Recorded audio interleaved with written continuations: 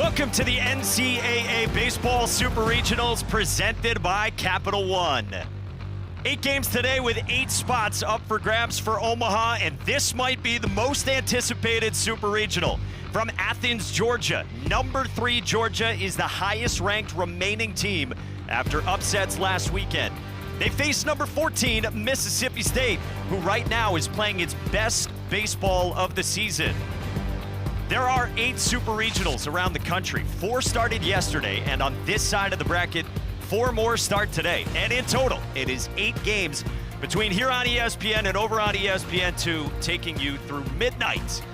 With that, we say hello and thanks for joining us. Alongside Eduardo Perez and Ben McDonald, I'm Mike Monaco for this dogfight to get to Omaha. And let's start with Georgia. Their star third baseman, Trey Phelps, is suspended today. We'll get into that as we go. But they still have the SEC Player of the Year in Daniel Jackson, and he's a Golden Spikes Award candidate. And he's pretty darn good. And did I tell you he's a catcher? And did I tell you that he can run as well? Still 25 stolen bases so far this season. Oh, wait for this. He almost hit 400 on the season. And oh, by the way, he's got 29 home runs. This is a Golden Spikes candidate, and one of the big reasons is the leadership, the presence, and he can beat you in so many ways. Yeah, and I tell you what, Georgia's got a big-time offense to do that, but don't sleep on Mississippi State's offense. They have been outstanding. 8th best offense in the entire country, and the guy leading the way is Ace Reese. 21 long balls last year, was an All-American. He's backed it up 22 long balls so far this year with 72 RBIs. Only the 3rd Mississippi State Bulldog to ever have back-to-back 20 home run season. Expected to be a middle first rounder in about a month in the July draft coming up. Speaking of that, we got talented starters as well. Tomas Valinkis, he might be a first rounder next year. He's been one of the best starters in the country this year. And Georgia's talented right-hander, Joey Volchko, Stanford transfer, projected to go in the top 2 rounds next month. So here we go from Athens. We got Bulldogs all over the place for the right to be one of the last 8 teams playing in the country in Omaha next weekend.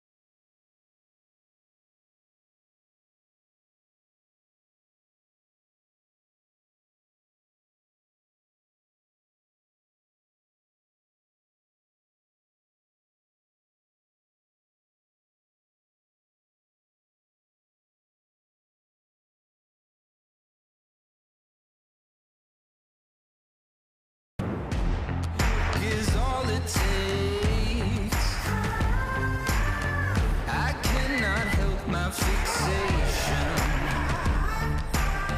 Run straight for the breakaway. It's State in Georgia, game one in this best of three super regional from Foley Field, where it is steamy and it is packed in Athens, Georgia. Let's get you the starting lineup for Brian O'Connor and Mississippi State, the number 14 national seed with 43 wins this season. 8th best in the country in runs per game. And guys like Noah Sullivan have stabilized recently. Yeah, halfback will travel. He's probably Mississippi State's most complete hitter. Some hitters are on-base guys. Some hitters are damage guys. This guy is both. He can beat you in so many ways, and that's why he's right there in the 3 spot.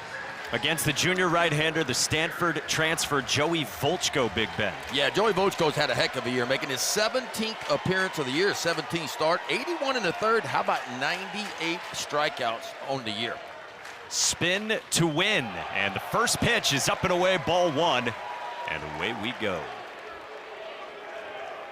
Garrick Fry leads off for Mississippi State, and the 23-year-old grad student second baseman.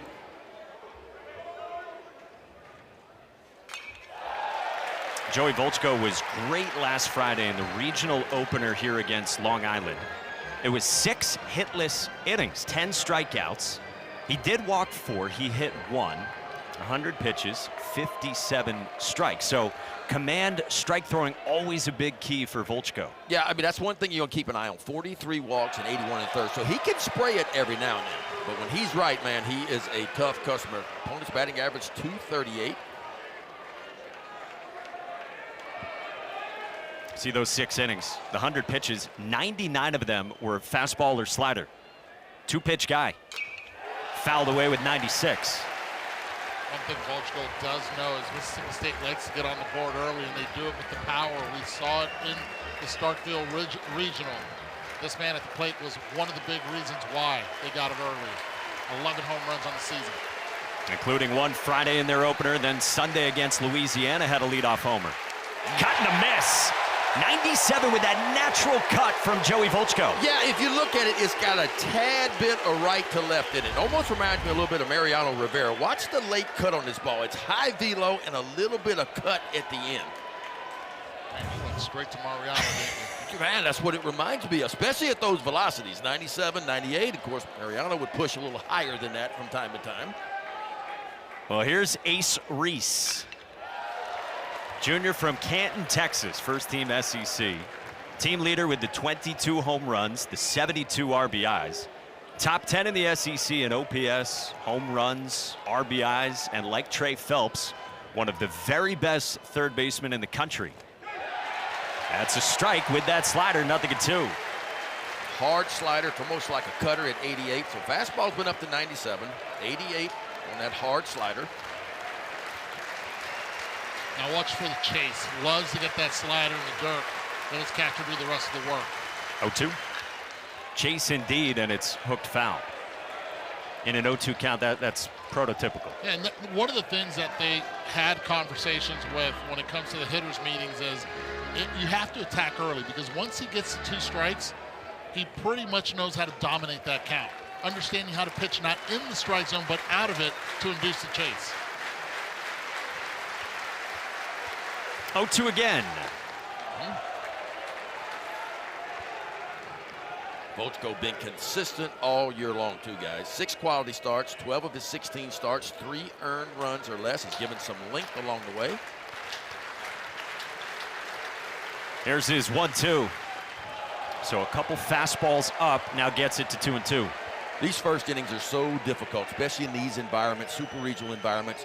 I mean, the heart rate right now is really high. And if you can navigate and find a way to just kind of get through the first inning, you typically start to settle in after that. 2-2. And Reese doesn't chase. So the fastball's up, then the back footer, and Reese did not do, Eduardo, what you said the plan is. And this is why he's one of the elite bats when it comes to Division I baseball. Working the count all the way from 0-2 with a very good swing and miss pitcher. Taking his pitches to get all the way to 3-2. See how good Mississippi State has been in full counts this year. Payoff pitch. Strike 3 called. Back-to-back Ks out of the gates for Joey Volchko. Hey now. Joey Bochco, man, he is doing it right now. You talk about amped up too. And again, watch this late cut. Four-seam fastball, but it's got a little bit of cut spin. And you can see the dot on the back of the baseball. Of course, there'll be one on the front of it too. So it almost profiles as a hitter. You see the cutter, the slider spin coming, so it's slightly right to left. So 2 out, bases empty. And here's the DH in the 3 spot we talked about, Noah Sullivan, with a slider he thought was off to start for the Orlando native. First team SEC, second year with Mississippi State after 3 years at South Carolina Upstate to start his career. Brian O'Connor said to us, Sullivan has really come on lately, and that's a big part of their offensive story, is that there are some guys who were in and out of the lineup who have solidified things and just got more consistent. And another 0-2 count. Yeah, you talk about Mississippi State. I mean, they lost their final 3 SEC series, and they went 1-1 in the conference tournament. So a lot of people thought they were kind of on the bubble for hosting, but boy, did that offense get going in Stark Vegas last week, and they averaged 13 runs per game in those 3 games. 0-2. Swing and a miss! Joey Bochco. How do you do? Joey Bochco, no problems in the first, folks. This is what I call setting the tone early. How about 3 consecutive punch-outs, man, all on that 4-seam fastball right at the bottom of the zone. Big-time start for Bochco.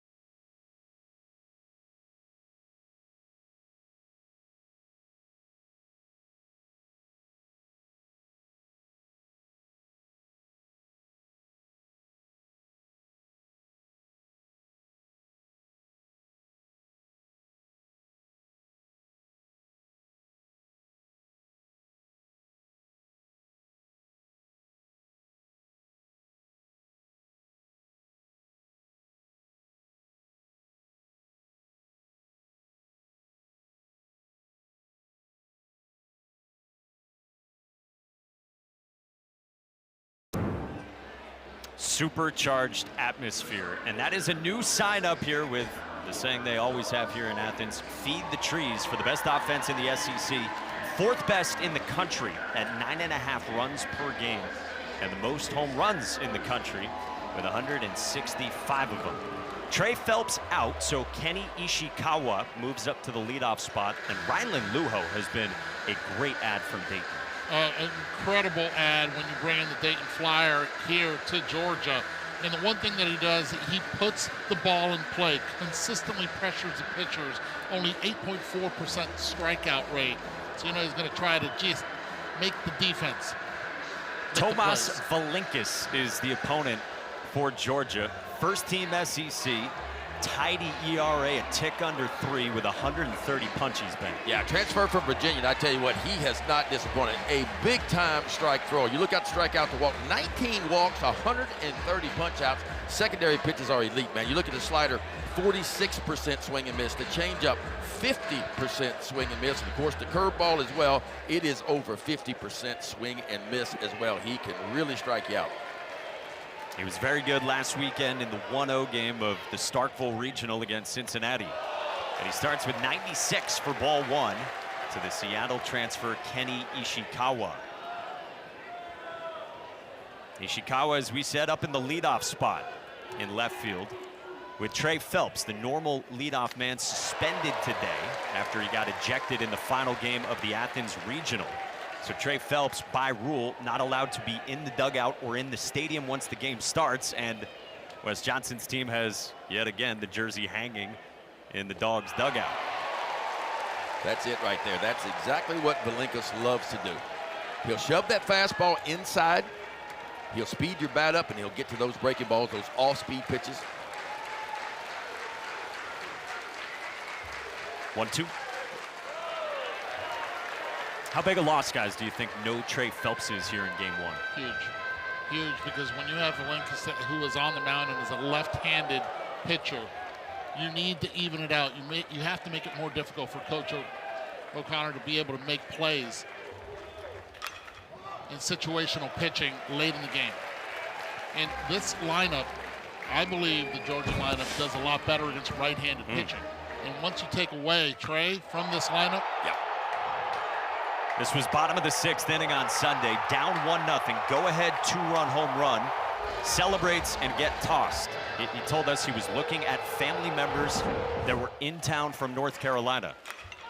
Backside base knock for Kenny Ishikawa, fighting off the 2-strike heater. And he's aboard to begin the Georgia first. It's the ability to put bat to ball. That skill is why Ishikawa moved up to the #1 spot. Comes in from Seattle U. 1 year there, sophomore here, and immediately gets on base. So Ishikawa delivers in Phelps' spot. And now here's Daniel Jackson, junior from Sandy Springs, Georgia, who has had one of the best seasons ever in the history of the Southeastern Conference.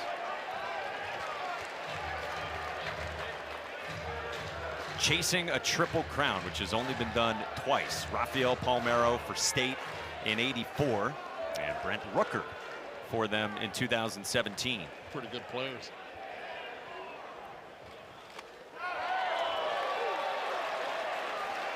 Super talent. They're talking with Will Coggin on the Georgia staff yesterday. He said, the most talented player across the board that I've ever coached. Said he could legitimately play center field this year for this Georgia team. Well, you just talk about an athlete, you know, a guy that can do a little bit of everything. Reminds you a little bit of Ohio State when they had Dylan Dingler. Yeah. That moved from center field back to behind the plate, became a first rounder. Now a star with the Detroit Tigers. I figured Jackson's going to go quite high too. That's the pitch right there that you have to be able to lay off. That 4-seam fastball up at the letters is a pitch that Georgia all season long has been able to control, bring the pitcher down. And a pitch for Daniel Jackson that he struggled with last year. Woo. Chases there, and that is the nasty diving slider from Tomas Valinkis for the first out. He can do it, and that's what he does too. And an elevated fastball always sets up a breaking ball right behind it. So he elevates the fastball to Jackson, and comes right back behind it. Same arm slot, same window, and bends it just down and in. That's what you call swords up right there, boys. Paging the ninja. And the first out for Tomas Valinkis, the Virginia transfer. So 1 out, 1 on. Here's Rylan Lujo, sophomore from Coconut Creek, Florida. First team SEC after, as Eddie told you, he was a Dayton Flyer last year. And this kid is super competitive and has settled in center. Another product of Marjorie Stoneman Douglas. Produced a lot of really good collegiate and major league players. Cracked in the air. Deep down the line in left. And this one is caught. Run down by Vitas Valencius for out number 2. This ballpark, I'm going to tell you, you're going to hold your breath when the ball gets in the air. The ball absolutely flies out of this ballpark. If you look at the wind in center field, the flag blowing pretty much straight out of center field. Of course, Georgia does what they do. They lead the nation in home runs, 165 home runs on the year. Wes Johnson will tell you they play to and recruit to this ballpark in its dimensions, including a guy like this, Michael O'Shaughnessy, the Davidson transfer, who fills in for Trey Phelps at third base today. So you think of a guy who was not regularly in the lineup down the stretch. You can plug into the cleanup spot, and he's got 18 home runs this year. Yeah, I think I'd say that's not a bad plug-in. 18 homers and 49 RBIs. Guys, he did it in 183 plate appearances. We do see the recent struggles, and a lot of it was swing and miss. That's the bugaboo for the guy they call Shaggy. Huh? That's really good. There is 5 left-handers in this lineup to face Valenkis, and I tell you what, he's had a lot of success against left-handers this year. Lefty's only hitting 194 off of him. And Eduardo, that's why you said that was the big concern with Georgia's lineup here in game one against the lefty and Valinkis. The lefty, this is an equalizer right here. Valinkis knows he has that slider, and he can use it anytime he gets in trouble. When he has 2 strikes on a hitter, that's his out pitch. That's his go-to pitch. You see best offense in the country against righties, not as good, but still top 20. If you look at OPS for the Georgia offense against left-handed pitching. Yeah, and if you look at Valinkis, he's faced Georgia before. He faced them back on April 3rd, and maybe one of his best starts of the year. He went 7 1/3, only 4 hits. He gave up 2 runs, did not walk a batter, and had 10 strikeouts against Georgia back in April. Well, he's looking for another here.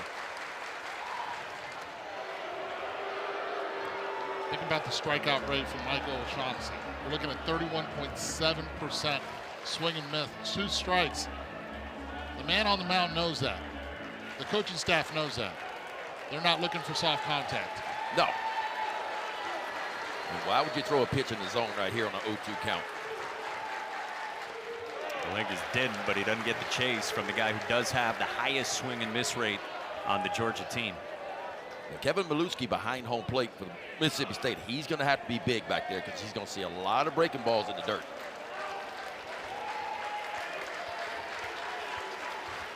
Tomas Valinkis is 1-2. Swing and a miss. Off we go in Athens. Couple Ks for Tomas Valinkis after Joey Volchko fanned the side in the top half. Always love to say, folks, spin them if you got them. And Tomas Valinkis, he can flat out spin those breaking balls.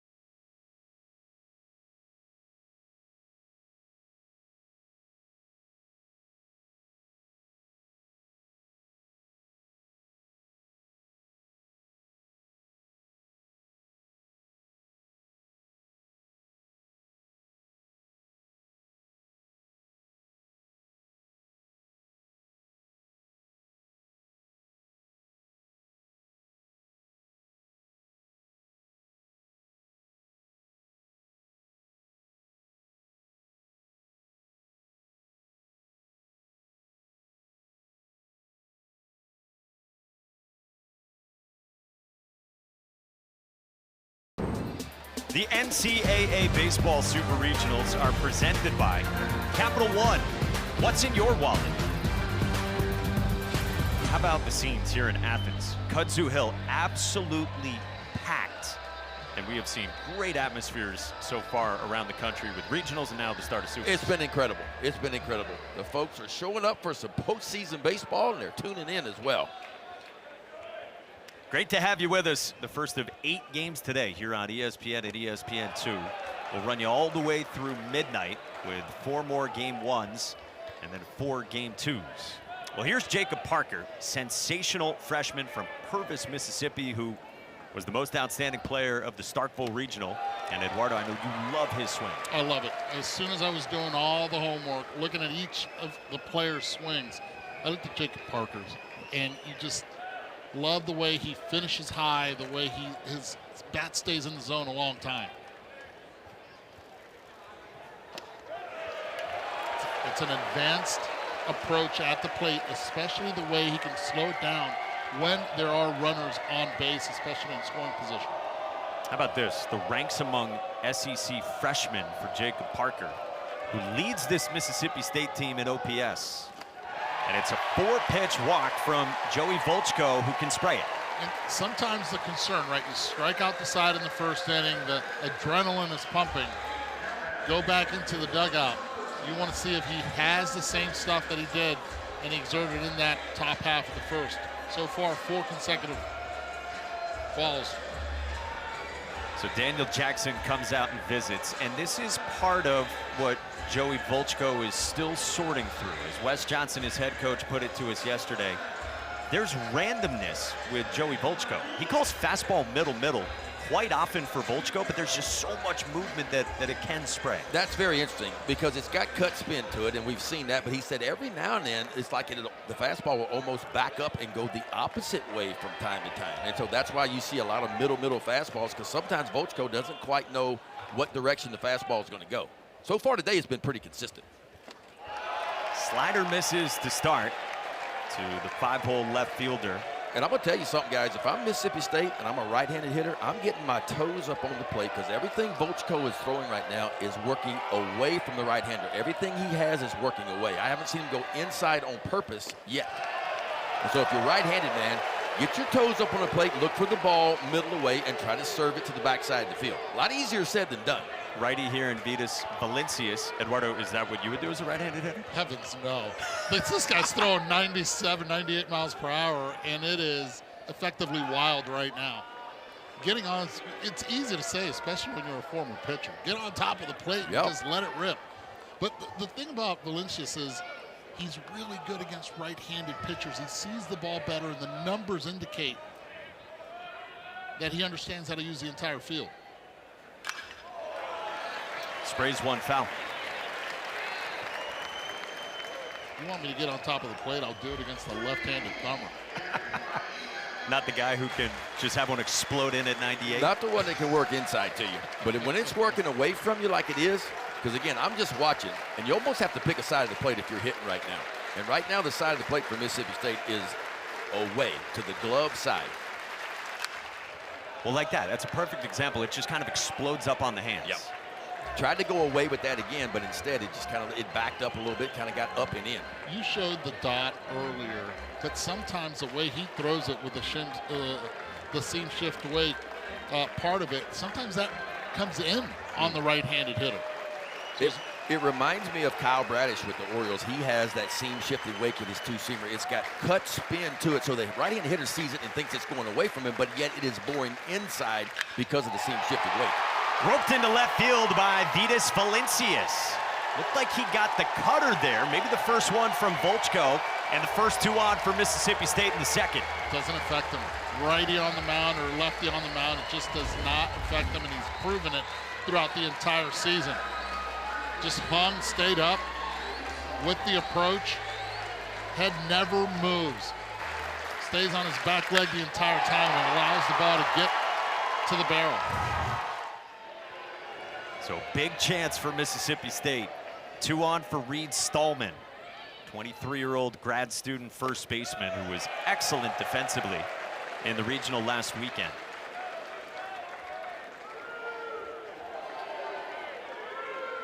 Brian O'Connor told us it's a mature hitter with power. Said it's one of the best defensive first basemen he's ever coached. 1-1 from Volchko. He was an outfielder last year. To be able to make that transition from the outfield, put him at first base. And I'm going to tell you, he did that on the right side of the infield. these are the moments that Mississippi State has shined this year offensively. Runners in scoring position. They're the second best team in the entire country. They're hitting .358 with runners in scoring position. That's why they have another elite offense. And you saw Brian O'Connor, and he has said that he feels this team is different from when these teams met in a weekend series 2 months ago in Starkville, in that their offense is more developed. And then certainly the health of a weekend starter and Ryan McPherson helps too. 2-2.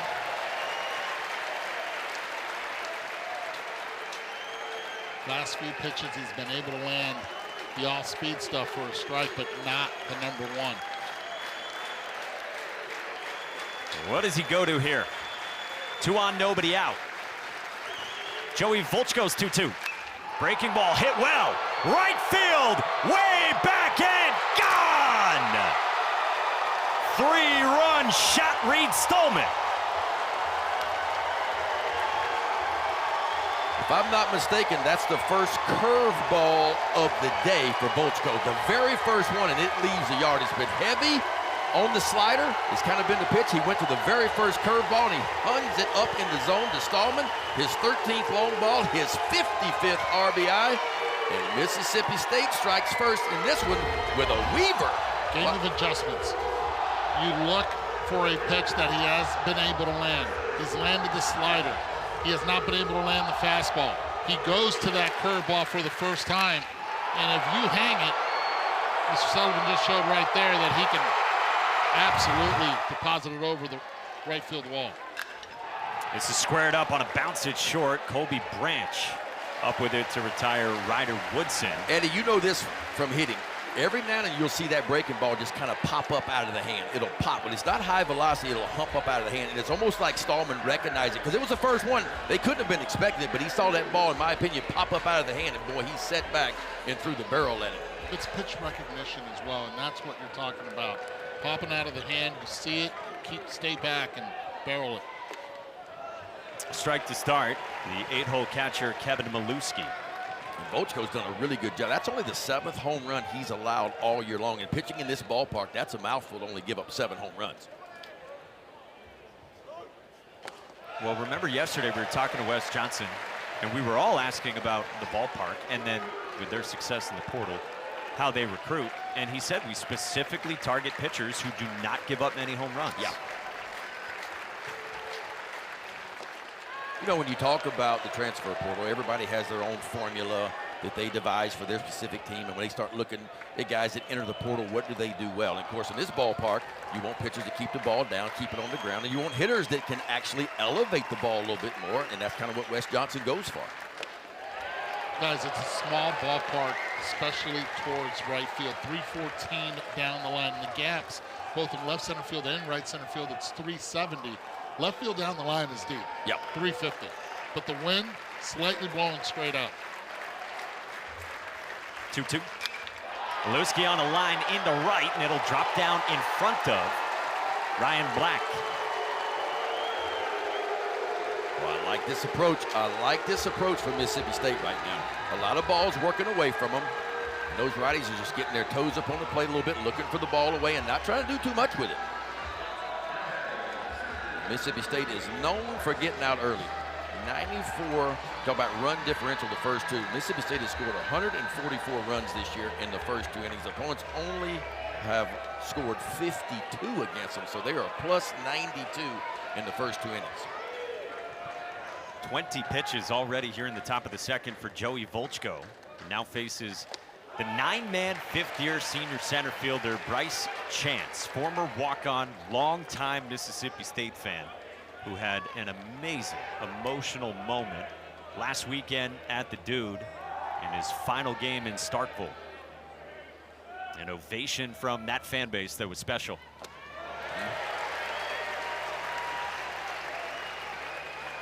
This kid always dreamt of playing for State and the M over S. And how about this? He's the only guy playing who played on this team even 2 seasons ago.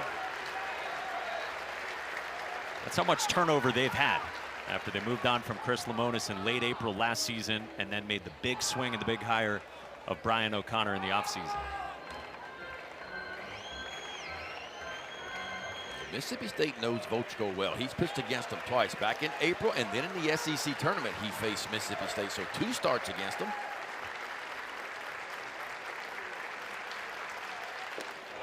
No chase there on the slider. You talk about how close you want the hitters getting on the plate. Chance gets on the plate now with 0-2 count.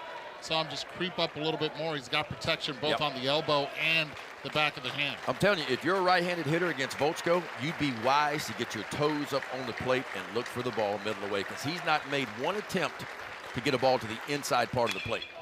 Bouncer up the middle and a diving stop at second, but Ryan Wynn can't get it there in time. 2 on. Volchko, first inning, would get to 2 strikes, knew how to put the Mississippi State hitters away.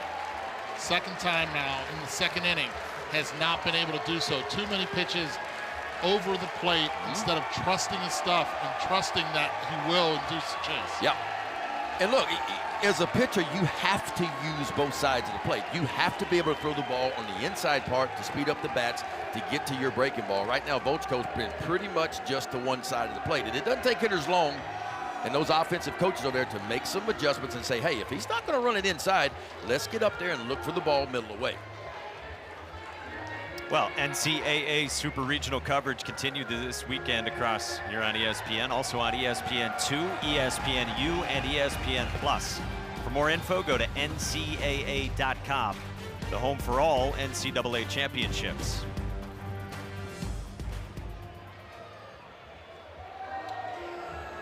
Boys, I know we have number ones on both sides, but I have a feeling that 7 runs won't be enough to win a ball game this year. Well, you got two of the best offenses in the country. Look at Mississippi State. They come in 8th best in the country. Of course, Georgia, 4th best offense in the country. Back to the top for Garrick Fry. First pitch swinging in the air to left. Ishikawa retreats and makes the catch for out number 2.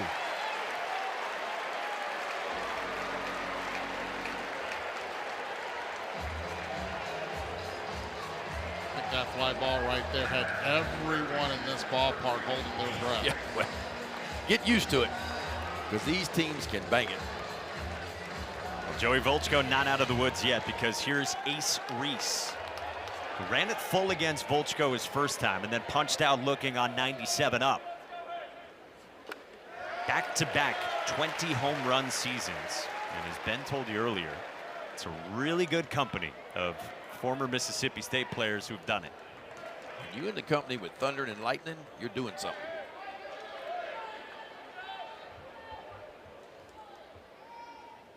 Oh, 1.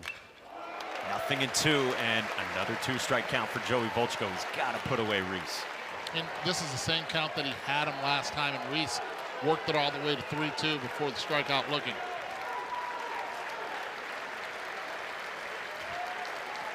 Good time for that curveball in the dirt. Right in front of the plate. 0-2. Reese lays off the slider.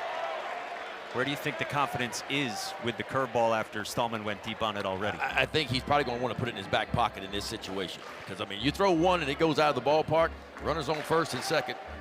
I'll get myself in some better situations later in the ballgame where I can spin it and still work on it, but not in this situation. Well, this is a high leverage situation right now with 2 runs on. You do not want to fall behind the power hitting of Reese at the plate.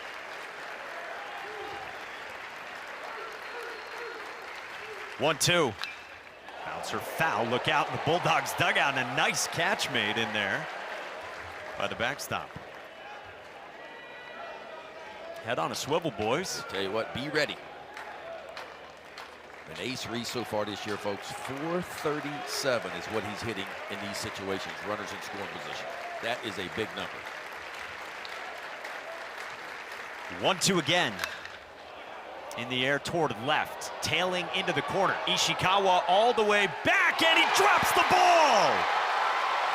Maluski and Chance score, and it's disaster for Georgia. 5-0 Mississippi State.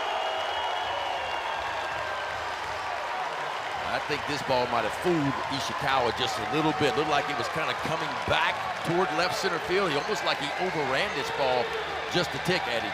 And most likely they'll give that an error.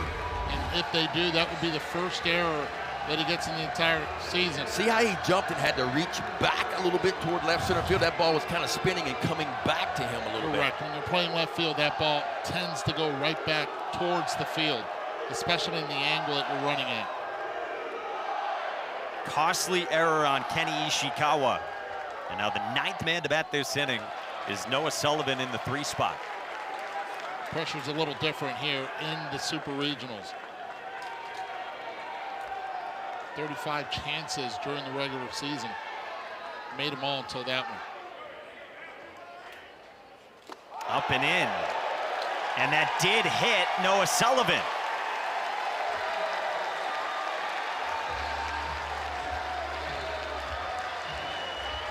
What a statement this inning by Mississippi State. After the first inning, going down in order with 3 strikeouts, there's that first pitch that goes up and in on the right-handed hitter arm side.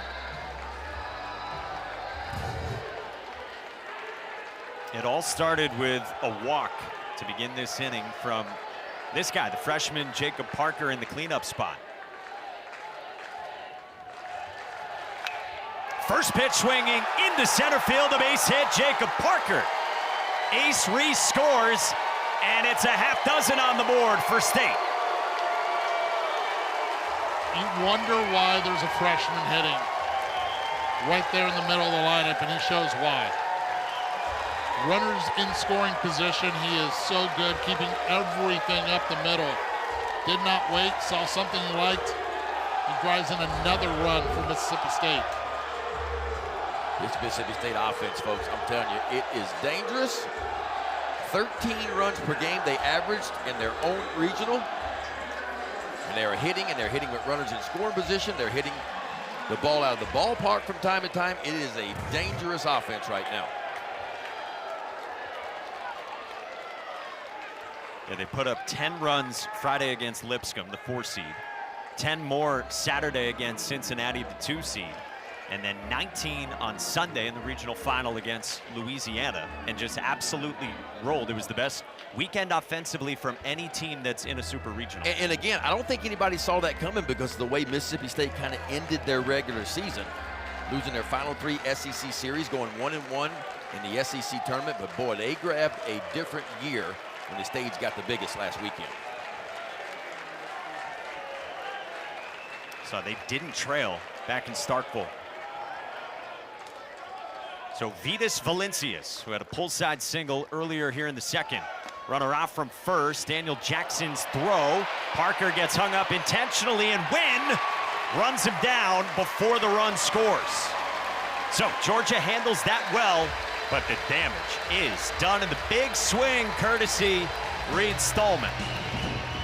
Yeah, Reed Stallman gets him a hanging breaking ball. Boy, you hang him, and I tell you what, that kid is going to bang him. And he banged that one. His 13th long ball, his 55th RBI, stayed up big early in this one.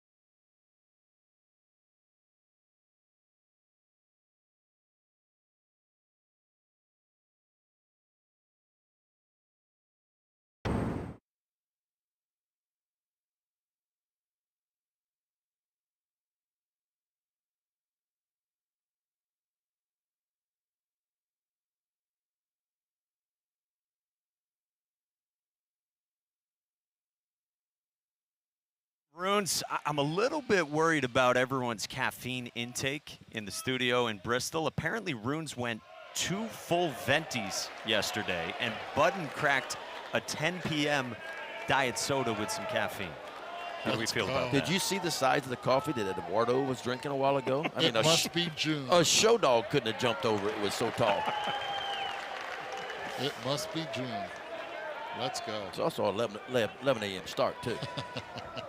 A little baseball with breakfast from Athens, Georgia, where the Bulldogs bat in the bottom of the second, and Ryan Wynn bounces at Woodson for the first out. And so if you're Tomas Valinkis, yes, you got a half dozen behind you, and Boy, you already had success against this lineup this season. Well, we talked a lot about shutdown innings, and obviously right now Mississippi State has all the momentum with a 6 spot in the top of the second inning, so it's up to Valinkas now to go up and just stack a 0. We talk about shutdowns all the time, and I get that, but it's important to keep the momentum in your dugout.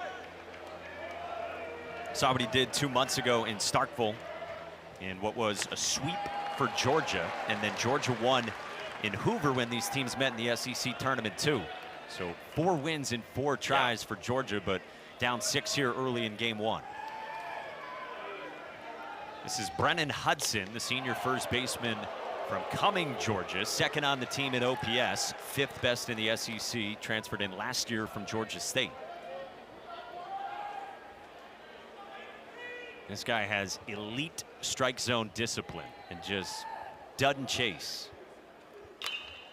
Hooked on the ground at first, and Reed Stallman to the bag, and then to your point, 2 quick ones for Tomas Valinkas. Yeah, he is doing exactly what he needs to do. And if you're him, just keep doing what you've done all year long. First team all SEC starting pitcher. A lot of people thought he could have been the SEC pitcher of the year, fell just a little bit short, but I always like to look at the numbers against the best competition. You look at Valinkas in conference play, SEC play. How about a 6-2 record with a 3.49 ERA against the best competition in the country? Big time for the Virginia transfer, who now gets Jack Archimone, the DH from Trumbull, Connecticut. Richmond transfer, who ends up getting the nod here as the DH, though Wes Johnson was deliberating when we talked to him yesterday. He was. And this is what Valinkas does, right? From the left side, especially without training the lineup, what do you do? And do you go with contact? Do you go with power? Do you go with the ability of putting the ball in play?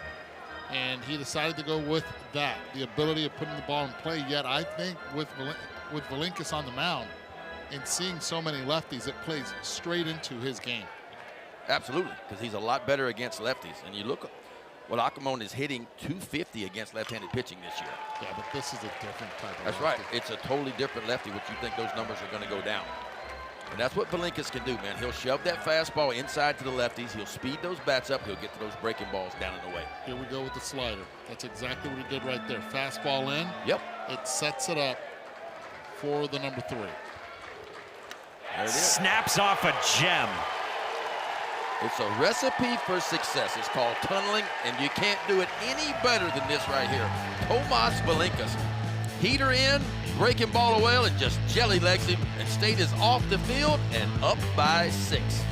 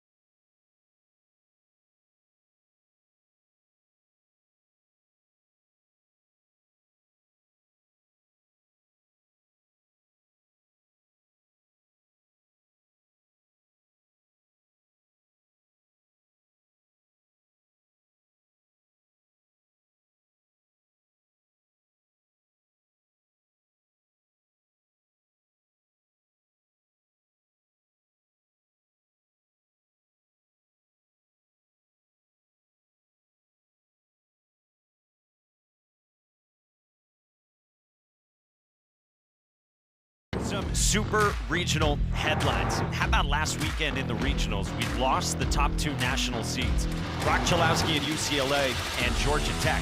We could have 5 SEC teams in Omaha. It would be a record. We've got multiple 4 seeds in supers for the first time in the same year.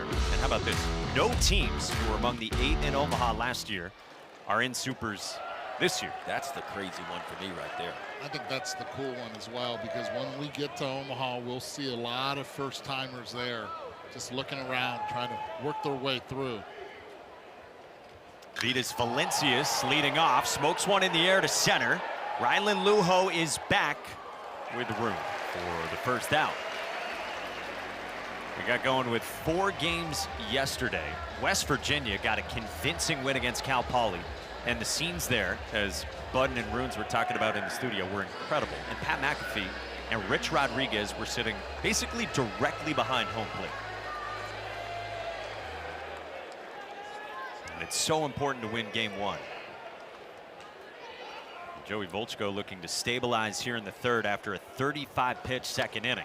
I'll tell you where else it was going on. It's one of the 3 sites in the state of Alabama.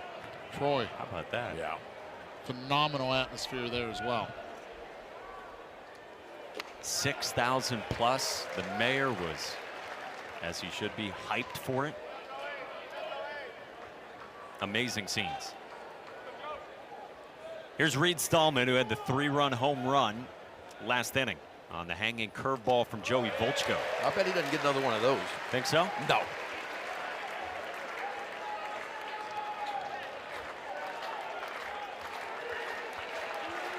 See, Georgia only allowed 5 runs in 3 games last weekend and 6 in 1 inning. Bouncer right side at Ryan Wynn. 2 down. This would be big for Volchko to go 1-2-3 here. Keep his pitch count down a little bit, kind of get back in the groove. Because you know you got a high-powered offense behind you, obviously. So it's up to him just to stack a few zeros and give this Georgia offense a chance to climb back into it. Now, won't be easy the way Valenkas is throwing the ball right now. 2 outs, base is empty, and here's the sophomore shortstop, the NC State transfer Ryder Woodson, who has again grabbed a hold of this shortstop spot down the stretch over Drew Wires. A guy who didn't play a whole lot last year for Elliott Avent's team, but did have some big moments last year in the NCAA tournament. Brian O'Connor really liked Woodson's projectability when Woodson hit the portal. Wiry is one of the words that he used. Lean with the ability of making the fundamental play at short. Woodson had a nice day Sunday last weekend against Louisiana. 3 for 5, 2 home runs in that game for Mississippi State.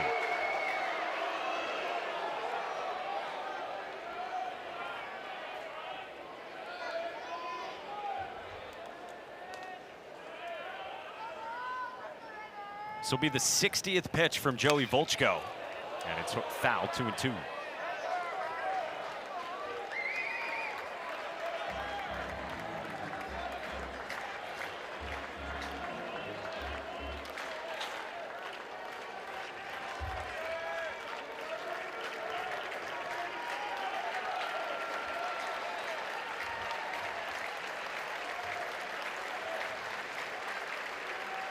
The 2-2.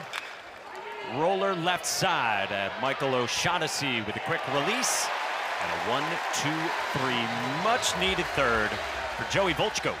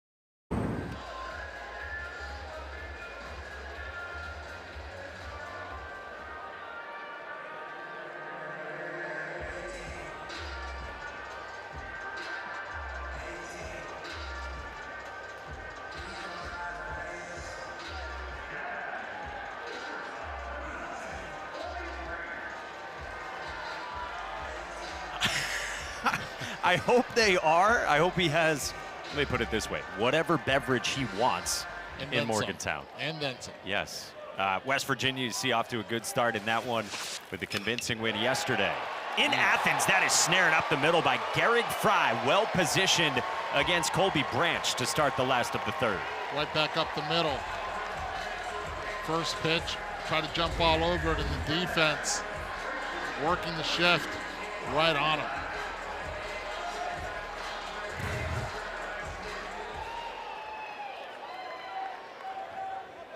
So one away for Tomas Valinkis, who now gets Ryan Black down in the 9th spot. Valinkis, mighty impressive. Had a very good year last year at Virginia. Was a big-time recruit, just outside the top 100 in the country, according to Perfect Game. And slotted into the weekend rotation as a rookie for Brian O'Connor and the Cavaliers. In the air to right at Jacob Parker, and there's 2 down. But they made big changes to Tomas Valinkis' delivery back in the fall, working with the pitching coach, Justin Parker. Yeah, Justin Parker recognized that Tomas Valinkis was kind of, you know, when he come up to balance point and he'd bring his right leg up, he was twisting a little bit too much, almost showing his numbers all the way to home plate. And it was hard for him to be consistent by doing that. You know, there's been some guys that's gotten away with it over the years, but he kind of simplified things. He said, don't swing your right leg when you bring it up. Don't swing it so far back towards second base. I just want you to kind of bring it up slightly toward your opposite shoulder, your throwing shoulder, and then just go down the slope. So he kind of simplified things, and it worked out in a lot of ways. One, the command's always been really good for Valinkis, but the command even got better. And on top of that, he became more consistent, throwing the ball to the tunnels and to the quadrants of the strike zone that he wanted to. And the velo actually picked up and got more consistent by doing that as well. Brian O'Connor told us that when it clicked, he said it was like bam. It happened right away. Like a light bulb went on. You know, it just came on automatically, and he just felt more comfortable over the top of the rubber. And he's a big-time strike thrower. We touched on him. I mean, 7th most strikeouts in baseball, 130 of them come in, only 19 walks. So, man, he fills it up. 2-1 on Kenny Ishikawa, who singled backside in the first. Yeah, Valinkis is up a full tick on the velo on his fastball last year to this year.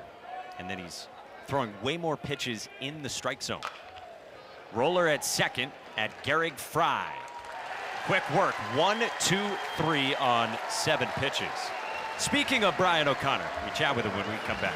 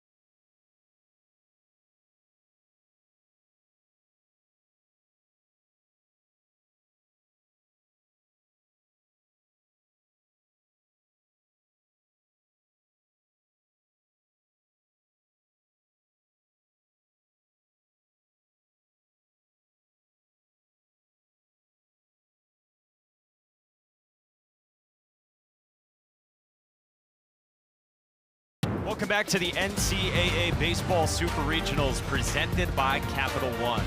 Mississippi State head coach Brian O'Connor joins us now. And Oak, we were just talking about the changes you guys and Justin Parker made with Tomas back in the fall and how it's clicked. How's he improved this year from year 1 to year 2? Well, just the consistency of his pitches, right? The location of his fastball, he's not spraying it as much. His execution this year has been really, really good, and that's Tomas's adjustments that him and Coach Parker made. Coach, your offense has been really good all year, but it seems like here in the regionals and so far here in the super regionals, it's grabbed a different gear. What's been the secret to that? 2 strikes, Ben.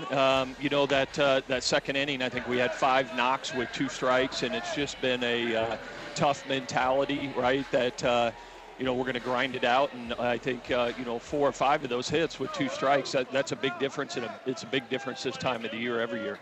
Oak, thank you. Thank you. First pitch swinging in the air to right from Kevin Maluski and gone! Leadoff shot to begin the 4th inning, and Mississippi State adds on. That's I'm telling you. That's short porch to right. Get it up in the air and just do not try to pull it. Just hit it where it's pitched. And Maluski showing his power the other way, getting it up in the air and being able to put another run. And this time, that was a first pitch, attacking early. And I'm telling you what I said earlier in this ball game, right-handed hitters look for the ball middle away because that's where he's pitching right now. And if you're Mississippi State and you're right-handed, you'd be crazy to look for any other spot because, again, Volchko has not thrown one pitch on purpose to the inside part of the plate. Now Bryce Chance serves one into deep left with Ishikawa backing off the top of the wall. Bryce Chance motors to second, the slide. They got him. Kenny Ishikawa cuts down Bryce Chance, digging for 2. How about the ability to show off your arm and make that play from the wall? Ishikawa knew he did not have a chance. Once he didn't, threw a strike over. Ishikawa, two-way player. Also on the mound, throws very well from the mound and showing the arm strength from left field. That was big time. Because remember, he made an error just an inning or two ago, so that's bouncing back after making an error. A perfect throw into second base. Right as the lineup flips back to the top 2 against Joey Volchko. Back to the leadoff spot for Gehrig Fry. Strikeout in the first, fly out to left. Sorry, Eddie. Not fooling a lot right now. The swings are very good off of him. As soon as I say that, he throws a slider down and away out of the zone. But that's what he has to do. The secondary, he has to trust that the hitters will chase out of the zone. That's what's made him nasty the entire year. Well, think about this. I mean, he strikes out the first 3 batters of the game he sees. Since then, not another strikeout. And it's almost like he doesn't have what we call a killer pitch, an out pitch. Talk about Brian O'Connor saying we got 5 base hits in that one inning and 2 strike counts. That tells me that Volchko doesn't have an out pitch to finish you with right now. That's the one. Again, that's the one right there where you don't get the chase. Now, what the hitters are doing is attacking in the zone because he's throwing too many pitches in the strike zone, especially with movement. The cutter, middle away, goes right with it to right field.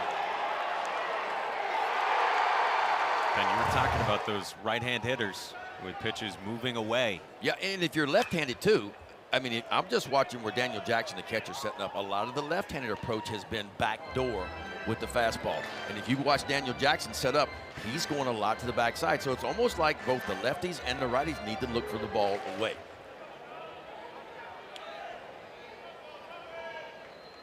See Daniel Jackson rocking to the outside part again. I'll tell you this, though. I'm surprised that he's still in the game 7-0. There's still an opportunity for Georgia. This ballpark, they can score at will. I understand Valinkis right now has been on point for Mississippi State.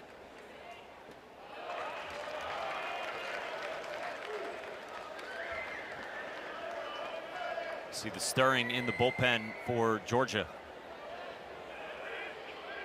Paul Farley is up. He pitched well in Hoover in the SEC championship game a few weeks ago. That's outside, so it's 3-1 on Ace Reese, the projected first rounder for the Bulldogs.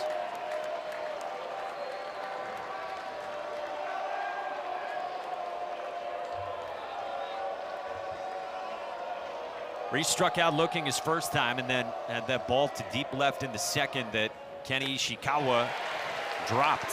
Full count here. See, if you're not going to throw the fastball in there, I'm okay with that. I mean, get something every now and then to the inside part of the plate.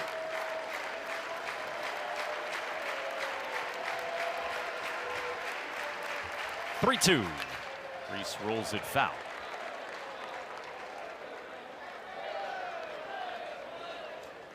Another phenomenal season for Ace Reese. Going to be a first rounder in the July draft coming up. He's improved his defense and one of 3 players in the country with 20-plus home runs and 20-plus doubles on the season. Backside down the line. Ishikawa bolts back and hauls in this one to end the inning. Kevin Maluski with a leadoff home run makes it 7-0 Mississippi State. Talk with the Georgia head coach, Wes Johnson, right after this.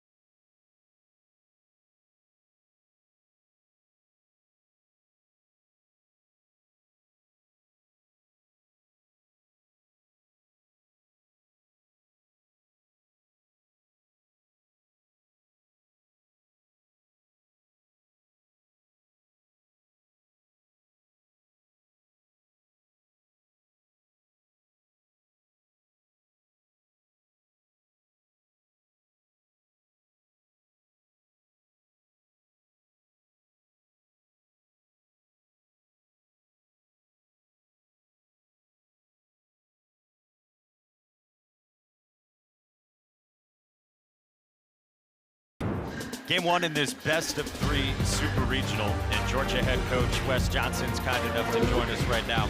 Wes, what'd you see from Joey Bolchko in the second, and from Mississippi State hitters really with 2 strikes? Yeah, no, I mean, tip your hat to those guys. They got off some good swings. You know, we had a first pitch walk there, and then, you know, left a breaking ball up that, you know, we needed to expand down. So tip your hat to those guys, but we got a long game left. We got to get back in the box. We got to compete a little better, have a little better plan, and get off a better swing. Okay, that's exactly where I was going to go, Coach. Tomas Valinkas on the mound. What adjustments, not just mentally, but physically, do they have to do at the plate? Yeah, well, we got to be ready to hit our fastball. You know that. I mean, we're missing some heaters and not, you know, you look at it, the difference right now in the game, besides the breaker, is, you know, Mississippi State's got their swing off on some really good heaters, and we haven't, right? So we've got to get our swing off and be ready for it when it comes in. Thanks a lot, Wes. All right, thanks, go Ducks. Well, he's got good part of the order here, leading off with Daniel Jackson. But to that point that he made about the heaters, Eddie, you had asked him about it yesterday against left-handed pitching, a stud lefty starter. He said they got to take some chances against fastballs. They have to take some chances. 5 lefties in the lineup.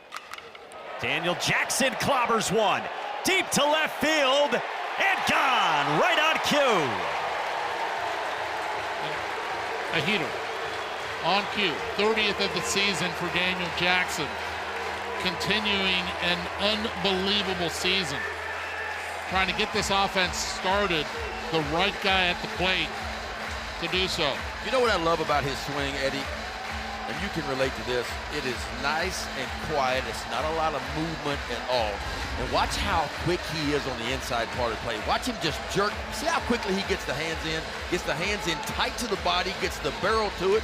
2-seam fastball, and boy, you talk about quickly turning one around, and the Georgia Bulldogs are on the scoreboard here in Athens. That is a strong body. He got jammed and still was able to carry it over the fence in left field. And how about that? It's now 30-25 for Daniel Jackson, chasing 30-30, trying to join J.D. Drew is the only guy who's done that. And the 3rd home run of this NCAA tournament for Daniel Jackson against the fastball indeed from Tomas Valinkas. Now Rylan Lujo, he flew to left his first time. Mentioned earlier the competitiveness of Rylan Lujo, prized transfer that they brought in from Dayton. Wes Johnson was telling us a story that Rylan Lujo got called out recently, and he came steaming into the dugout and said, "How many cameras do we have watching this?" And Wes said, 9. Rylan Lujo said, "They got to check that." He lifts this one to right field. Well struck at the wall. Goodbye. Back-to-back tanks for Georgia. And here come the Dogs. Hey now. This is what the Dogs do right here, folks. They blow it out of the ballpark. They don't steal many bases at all. It's not part of their ball game. They've only attempted 3 sacrifice bunts all year, but what they do is they blow it out of the ballpark. That's 167 homers on the year now, #1 in the country. All right, so this is a game of adjustments. You work the pitcher to your count. It's exactly what he did. They said they have to be on the fastball. The adjustments second time around are being made by the middle part of that lineup. Fastball up, go the other way. Even if you miss it, it is very forgiving here in this ballpark towards right field, and Lujo taking advantage of it.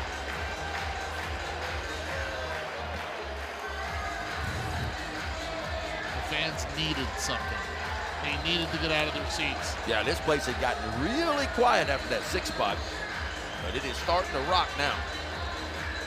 And so Tomas Valinkas had fallen behind both times. It was 1-0 against Jackson, 2-0 against Lujo. Fastballs from Valinkas, and Wes Johnson had just said you got to be on time for it. The key to pitching is obviously throwing strike one and staying out of predictable counts. When you face an offense like Georgia has, you want to stay out of predictable counts. Now, if you're Valinkas, maybe you want to get the ball down in this ballpark, maybe get the ball down with that 2-seamer in the zone just a little bit more than where he is. 3 of the next 4 hitters now are left-handed. Good visit on the mound, be able to settle him down. 14th time Georgia has gone back-to-back this year, and that is the most times in the country. I love those lefties. Here's Michael O'Shaughnessy in the cleanup spot. He struck out on a slider his first time, getting the start for Trey Phelps. And if you're not with us, Trey Phelps suspended for game 1 in this best-of-3 super after he got ejected last Sunday in the regional final for Georgia here in Athens.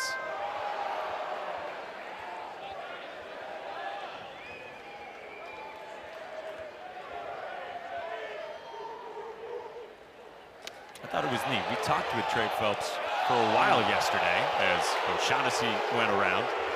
He asked us what we thought of the situation. He said, hey, you guys are impartial observers watching this. What did you guys think watching it? And he said he wanted to hear other people's opinions on it. He is watching at an undisclosed location. He told us he would be watching and listening to this. Bouncing ball right side at the first baseman, Reed Stallman. Valinkis covers for the first down in the last of the 4th. Yeah, he asked us.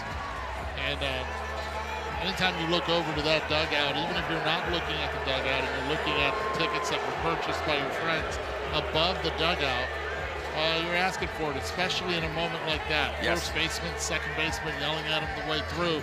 Umpires decided to make a move and get him out of the ball game, and that's going to cost him here and cost him during this game as well. He told us it is the most his phone has ever blown up in his life as Ryan Wynn hooks one foul. Trey said to us, there are times I've wanted publicity with the way that I dress or the colorful attire that I have on a baseball field. He said, not so much this time. Yeah, look, and I don't mind the celebrations as long as you're celebrating with your team and your dugout. Anytime you turn to the opposing dugout, there's going to be a problem. And the players have been told, hey, be very careful how you celebrate. Tell you what, though, we're going to see a lot of him, though. On the ground, sharply at short, sliding stab, Ryder Woodson at a wide throw, pulled Reed Stallman off the bag. Defensively, everything went well until he tried to rush the throw. Did the 360 on the grab, backhand. Did have time to be able to set his feet and see where he was, used the bounce correctly, but just rushed it thinking that wind was a little bit quicker. You saw that ball sail on him a little bit, just cut. And that was a nice play by Reed Stallman, too, just to keep Ryan Wynn over at first base. That ball gets by him. He's in a scoring position. Oh, smoked at 102 by Ryan Wynn. Now to the 6th spot in Brennan Hudson. Okay, so this is an interesting at-bat because now it's a game of adjustments for Hudson, who last time struck out on the slider, down and away, chasing. Excuse me, ground ball unassisted to first. How is he going to be able to keep the ball middle the other way and not try to pull? You said it earlier, this guy is so good with not expanding. He's got one of the 5 lowest chase rates in the SEC. Coming off a big regional last weekend. Brennan Hudson on Friday against Long Island, 2 home runs. He got hit by 3 pitches and walked in that game. And then Saturday against Liberty, 2 more hits, including a home run.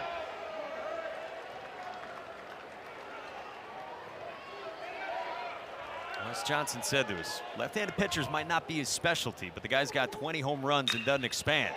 He rolls one up the middle past the dive of Garrick Fry into center. Ryan Wynn first to third, 2 on for Georgia, and just 1 out in the 4th. Just a different approach, Ben.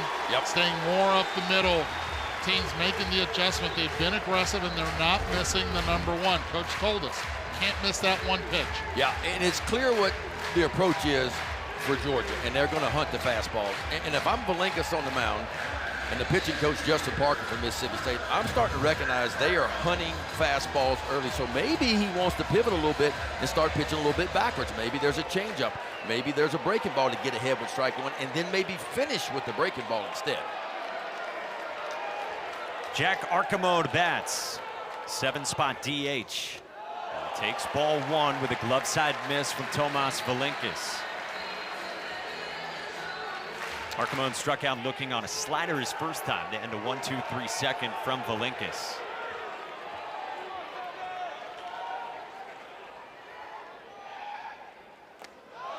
2-0. There we go, working the counts earlier. We already saw what happened on 1-0 early in this inning. Home run by Jackson, 2-0, home run by Lujo. This guy Archimon has big time pop, second highest exit velos on the team. Was geared up and he went around on the 2-0 in the dirt. And that's what I think Valinkas has to start doing, right? When he gets himself in fastball counts, can he get something off speed around the strike zone? We just said maybe there's got to be more of that from Justin Parker and Tomas Valinkas. 2 on, 1 out, 2-1. He squares and he bunts it foul. Don't like it. I understand left on left, you're down 5, but there's 1 out. And it's not a safety. That was him on his own thinking, okay, the defensive ace Reese playing a couple steps behind third base, get on and pass the baton. And now you're working on a 2-2 count. 2-2. Archimon pops it up. Into left at Vitas Valencias. He makes the catch. Ryan Wynn tags. The throw is offline. Another run for Georgia on a ball that wasn't hit all that deep. I'm kind of surprised right here. Scouting report. They know the arm in left field, and this is doing your homework if you're Georgia. Let's get another run. Let's put the pressure on right there. And most likely Archimon is being spoken about that bunt attempt, but being able to run and get that extra run in there. Now down 4 instead of 5. And I thought Valencias out in left field could have done a better job. That ball was high in the air to get behind it and get a lot of momentum and a little bit more on the throw than what he did. But I don't think he thought the runner was going to tag in from third and score, but he did. And so just like that, a 7-run margin for Mississippi State is down to 4. He's got to be careful here with Range. He's looking to make this a 2-run ball game. Saw what he's done from this spot in the lineup. He's got 14 home runs this year, batting in the 8 spot like he is now, or the 9 spot, and that's the most of any individual player from down that low in the country. He's got a 2-0 count. Second team All-SEC shortstop, 3-year starter for the Bulldogs. Geared up again, and then a 2-0 slider. Yeah, I think Mississippi State is starting to recognize what their approach is from Georgia, so you're starting to see Valinkas pitch a little bit differently. Now, still, they want him to throw strike 1 and get ahead and put hitters on the defense, but he's been able to land some off-speed pitches and plus counts in this inning. 2-1. Branch cuts through another one. There you go, a little slightly lower right here. Try to get him to chase a little bit out of the zone. Valinkas is a master at that. His 2-2. Branch lays off this one. I think some of those earlier were the changeup. That was the slider right there, but mixing in the changeup his second time through against righties. I'm surprised they're holding Hudson at first.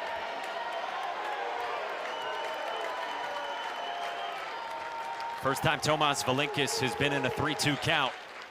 Oh, yeah. And he misses just in, and there's 2 on. Pretty good pitch. Try to surprise him with that number 1. And he had him, too. I mean, he had him locked up after a lot of off-speed pitches and away. You see the catcher, Maluski, gently rocks the inside part of the plate. That's just missing strike 3. That's a good take.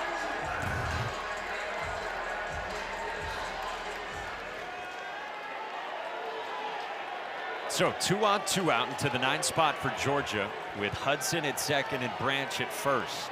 25 pitches already this inning. And now Ryan Black lined out to right his first time. Very good bat-to-ball guy who Wes Johnson said can run into one every now and then. First pitch swinging, a rope into right. Fair ball into the corner. Hudson scores. Parker collects. They wave Branch to the plate. Stolman's throw. Not in time.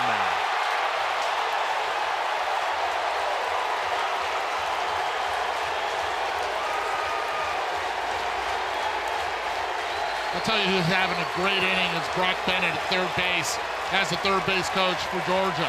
What a read, being able to send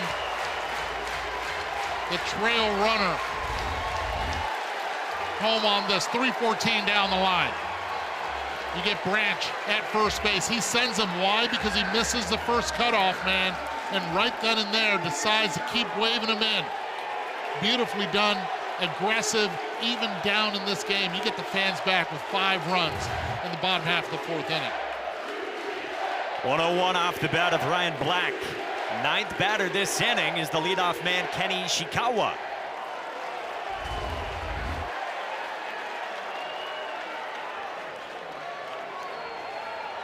And the slide from Colby Branch ahead of the tag from Kevin Maluski. And how about this inning and a Georgia response?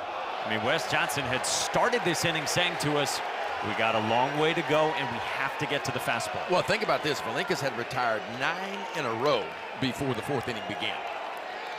But this is what Georgia does, man. They're really good at making adjustments. It's an older team, and they're very good at making offensive adjustments the 2nd, 3rd time through. 2-1 here from Valinkas, who continues to fall behind these Georgia hitters.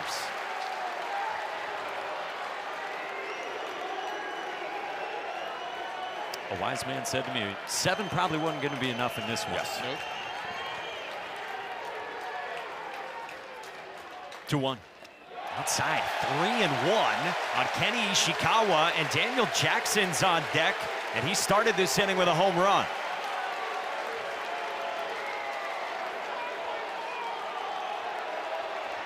Ishikawa taking the entire way here. With Jackson behind him.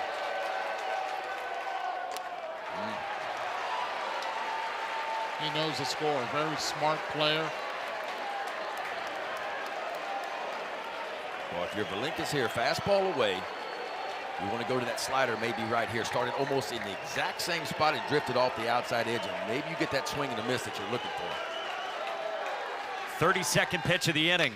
Ishikawa bounces at Stallman, who handled the hop, got to his feet, and won the foot race. And the inning's over on a bang-bang play at first, with Georgia putting a 5 spot on the board.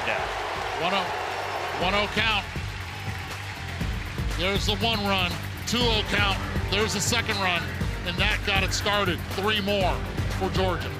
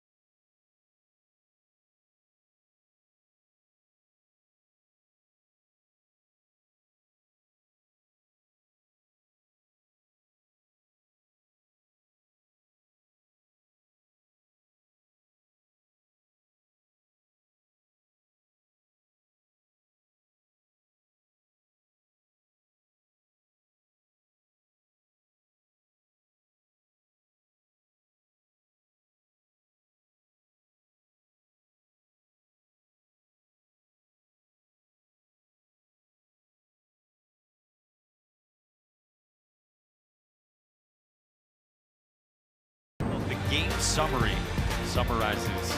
Normally it summarizes the game. Okay, that's what you normally tell me. That's right. That's elite stuff right there, guys. 6 runs in the top of the 2nd for Mississippi State, and then 5 for Georgia in the bottom of the 4th. Something Tomas Valinkas not used to. First time in his career allowing 5 in an inning, and it matches a career high in pitches in any inning with 32. And now Joey Volchko back into the game as we start the 5th. This is first pitch swinging in the air to left from Noah Sullivan. And Kenny Ishikawa there. It's a big inning for Joey Volchko. No, this is a huge inning for him because he's got to have a little bit of a 2nd win now. His team went out and put up 5 on the scoreboard to get right back in this ball game, and he needs one thing right now is a shutdown inning. We always talk about that momentum. He wants to keep that momentum on his side because this offense has exploded and got Georgia right back in this one. This is Jacob Parker, standout freshman who walked his first time leading off the second. Then later in the second, had an RBI single up the middle.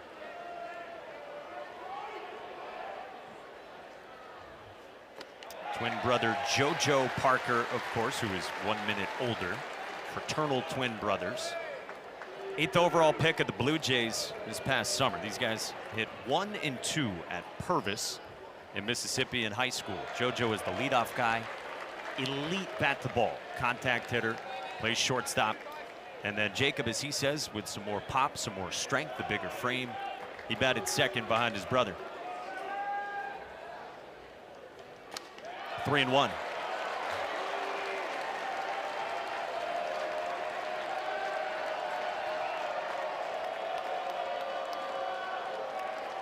This will be the 80th pitch from Joey Volchko. Here it is. That's down, and a 1-out walk. Parker has earned 2 of them, and a 1-out base runner for Mississippi State.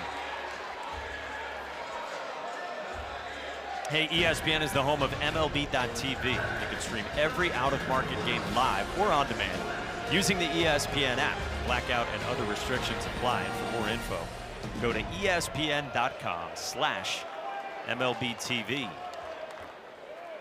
With Ben McDonald and Eduardo Perez, Mike Monaco with you, and our entire crew behind the scenes from Athens, Georgia. Game 1 in this best-of-3 super, with 8 games today in the beautiful world of college baseball, between here on ESPN and then also going on right now on ESPN2 for 8 spots in the Men's College World Series that starts next weekend. Here's Vitas Valencias, older brother, of course, of Tomas, who had a pull-side single in the first and then flew out to center in the third.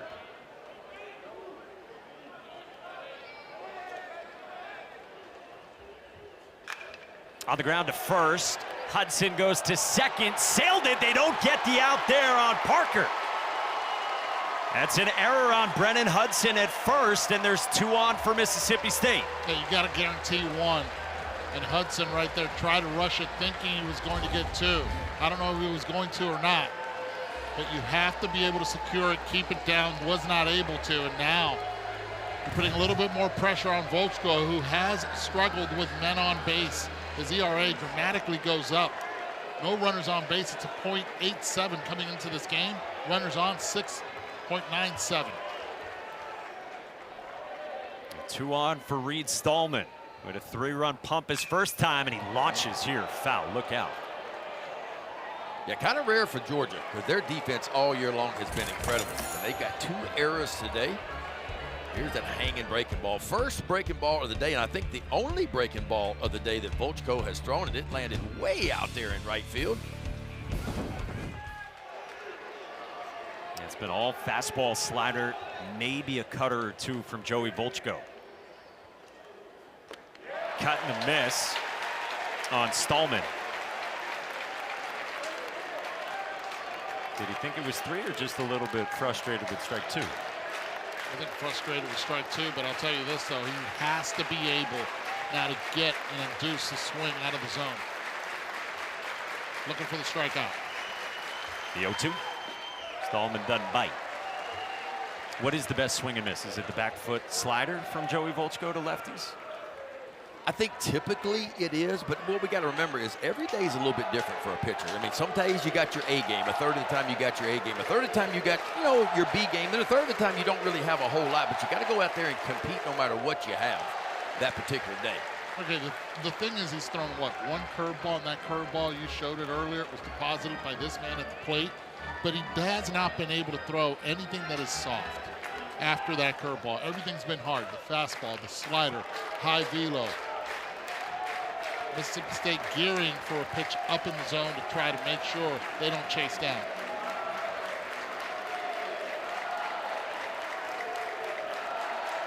One-two. Hooked foul again. That's Stallman. Quick hands right there. And man, if you're reading bats right there and a guy in a 2-strike count can take 95 in on his hands and get the barrel to it, that tells you a lot about if you're reading bats. He's sitting fastball. If you can get to that, you can't cover the off-speed stuff on the backside of the plate. 2 absolute ropes foul, 106 and 103 off the bat. I'm gonna slide her down the way right now. Jackson pointing down. He wants it in the dirt. There That's it is. where they get it. That might have been the curveball there, and Volchko likes it from his catcher. Yeah. He just pointed back at Jackson. I like that. I like that. And Daniel Jackson kind of took charge right there. He said, here's the curveball for the second time today. And he pointed to the ground. He said, if you're going to miss, I need you to miss down. Do not miss up, out, over the plate. And Volchko executes that breaking ball perfectly. Watch this. Point to the ground. I need it down. Make sure it is down out of the zone, and we'll get the swing and miss that we're looking for. And that is well done. And a big-time pick by Daniel Jackson, too. Yeah, with 2 on and now 2 out for Ryder Woodson. 2 groundouts to the left side of the infield so far for Woodson, the sophomore shortstop in the 7th spot.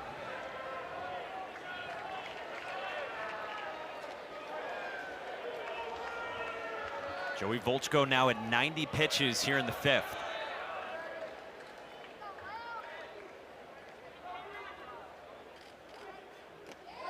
That's a backup breaking ball for a strike. This is old school pitching. You allow 6 in the 2nd inning, but you have kept your team in it. Allowed your offense to try to come back. This is a big hit or a big situation right now for Volchko.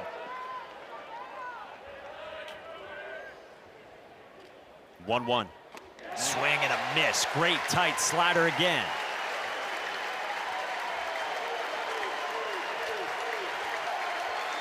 The crowd rises in support of Joey Volchko in Athens.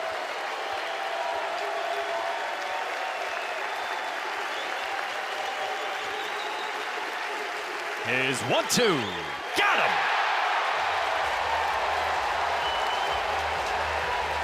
Big time. All of a sudden, that slider's gotten a little bit sharper for Joey V. And Joey V is doing it right now. This is what you call a bounce back. How about back-to-back punch-outs? You can't spin one any better than that. We got a ball game, folks.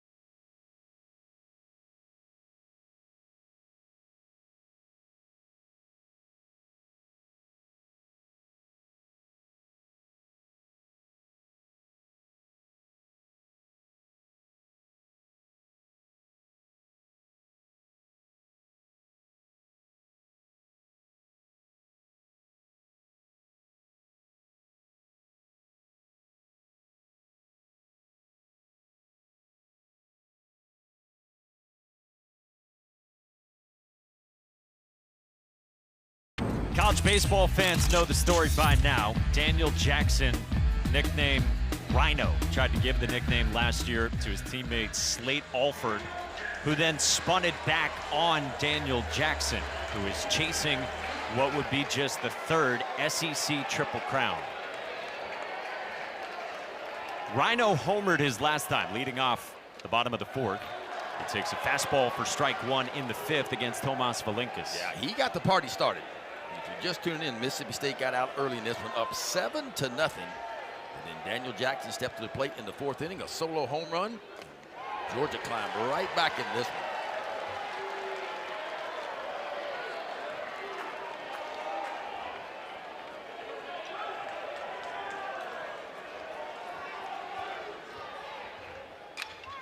Flashed foul by Jackson. Right now, Daniel Jackson is 57th on our ESPN MLB draft rankings from Kylie McDaniel, and it is not going to be a surprise at all if he goes a lot earlier than that. Feed the trees with the Rhino. That's actually a sign made by Daniel's mother. That's nice right there. A strikeout for Valinkis of Jackson to start the bottom of the 5th. That's how you do it, a 2-strike count right there. It's your Tomas Valinkis right here. A little backdoor breaking ball. As a hitter, you give up on it. You see it out of the hand, it's a ball. And he just perfectly crept it right back over the outside edge.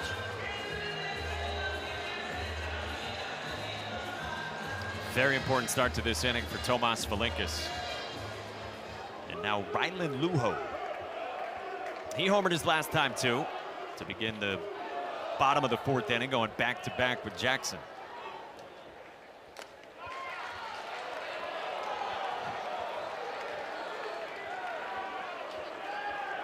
Lujo's approach last time was going the other way, and it was on a 2-0 count that he was able to go deep. 2-0 count here.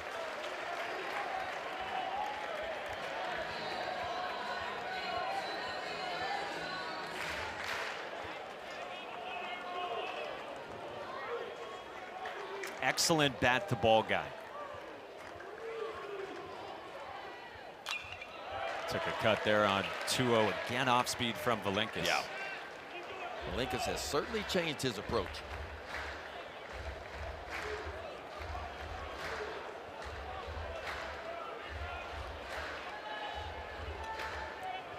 Scout report tells you one thing, but when you start to read bats as the game goes forward, then you may have to change and pivot from your approach from time to time. That looked like a little changeup. So 2-0 count. It's a breaking ball 2-1, and then a changeup kind of working down and away to get back into it 2-2. On the back of your mind, as a hitter, you have to be thinking, okay, will he try to surprise him with a fastball in the upper quadrant, or does he go soft again? Breaking ball laced into left field by Rylan Lujo. His second hit in as many innings. Tying run to the plate for Georgia in the 5th. How about Lujo right here? Just understanding the way that they're pitching him. They decide to go with the breaking pitch. Too much of the plate stays up.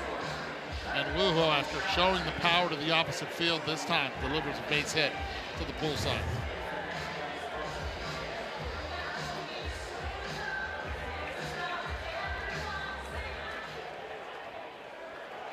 So man on for Shaggy. Michael O'Shaughnessy 0 for 2 with a strikeout and a ground out to first for the guy stepping in at third base for Trey Phelps. Action in the bullpen with Tyler Pitzer and the premium lightning bolt freshman left arm on Jack Bauer. Up to 103 in high school. Laced down the line by O'Shaughnessy. That's fair, it's a home run, and we are tied.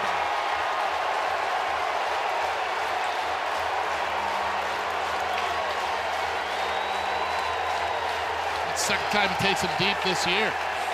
Took him deep during the regular season in Starkville. And this time just barely keeping it fair. Tying this ball game at 7. 19 home runs on the season in less than 200 at-bats. This is a crew chief initiated review. The previous players under review. Well, you just heard the announcement. We will get a crew chief initiated review on fair or foul for Michael O'Shaughnessy, who right now has tied this game. Looked like a breaking ball to me. He just kind of went out and circled it too. Well, from that angle, you can't tell from that angle. But it had a lot of hook to it. Foul pole or fair pole, however you want to call it. Boy, this is a situation. Yeah, it's a situation, guys, where because you've got the hill, Kudzu Hill so packed up there, we have this camera out there, and this is our best look at it. That's hard to tell. That's hard to tell because it has to just, it's not where it lands. getting past that pole. I don't think they have enough to overturn it. Hard to see it being overturned. I agree with you, Eduardo. Yeah, it's just hard to tell if you don't have the perfect angle going down the right field or left field line.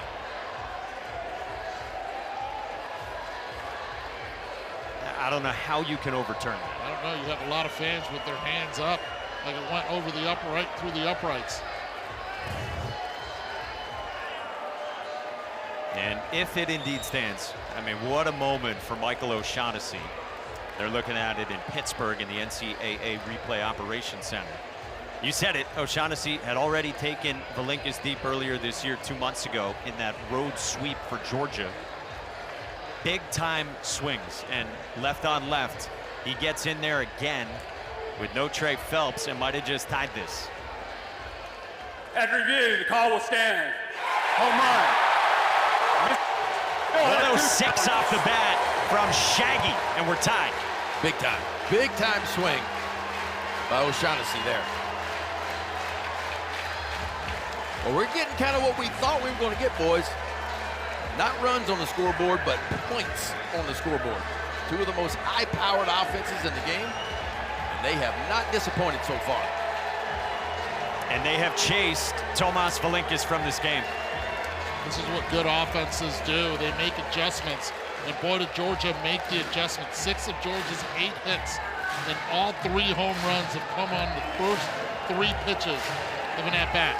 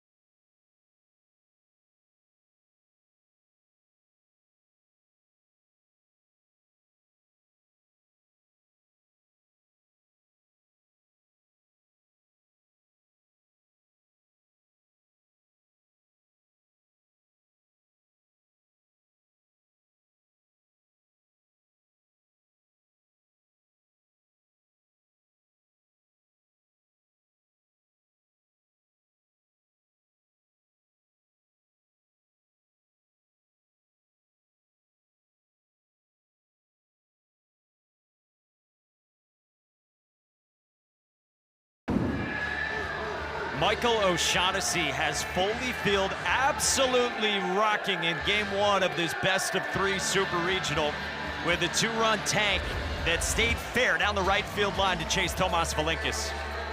It was a slider. He didn't miss it, sitting all over it. Keeping it fair, it had to go upon review, but it got everyone in this ballpark up with a lot of hope, trying to steal one here. Jack Bauer takes over. A guy who has maxed out this year as a true freshman, premium recruit who made it to campus. He's maxed out at 102.4 miles an hour. Yeah, turn it up, because he can flat turn it up. Fastball's going to average 97. He'll show you triple digits from time to time. Making his 16th appearance of the year. They have all been out of the bullpen. And it's easy gas, too. I mean, it's just nice and smooth and just flicking in there at 97. Any coincidence the number's 24 on his back? It is intentional from Jack Bauer. Named for the character in the great Kiefer Sutherland show. 99 and easy juice. I'm telling you, it comes out of his hand. What's odd, though, is they're hitting 311 off his fastball this year, even though as high velocity as it is. His best pitch has been, the out pitch has been that slider. Opponents hitting just 118 off the slider. 1-2 to Ryan Wynn. 99 up and away, no chase. And it's a ton of fastballs, too. Jack Bauer throws fastballs 71% of the time, and he's their hardest thrower. He's the third hardest thrower in the SEC by average fastball. A couple Florida Gators throw consistently harder. Cut and a miss, 100 from Jack Bauer. That's just kind of my best against yours right there. When you face a left-hander that is throwing this hard, you have to try to make contact on the top part of the baseball because you muscle up. And what happens is you swing underneath every pitch that has ride.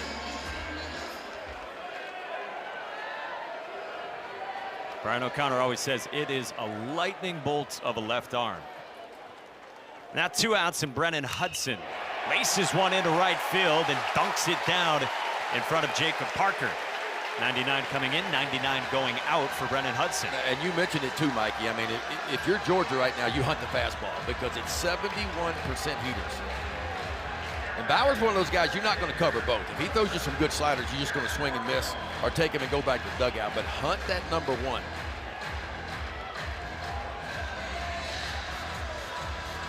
Jack Bauer's pitched twice this year against Georgia and had very good outings both times. Man on here with the 2 outs against Jack Arcamo in the 7th spot. Glove side heater.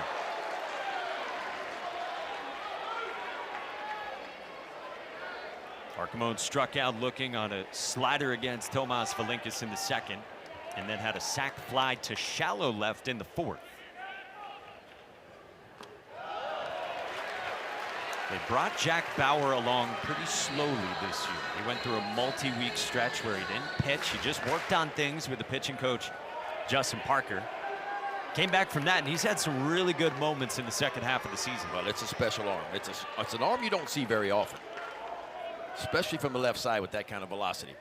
He can do that, man. It's tough because obviously as a hitter, you got to gear up and go get 98, 99, right? You got to get your foot down and you got to go. He spins that in there. Hey, you're going to swing and miss.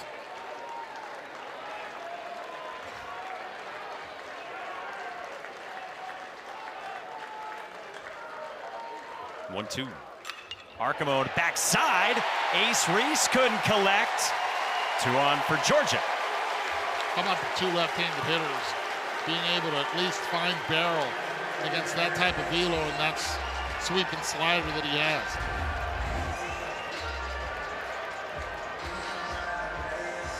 $100-mile-an-hour heater. 102 hot shot at Ace Reese. Just flicked it the other way.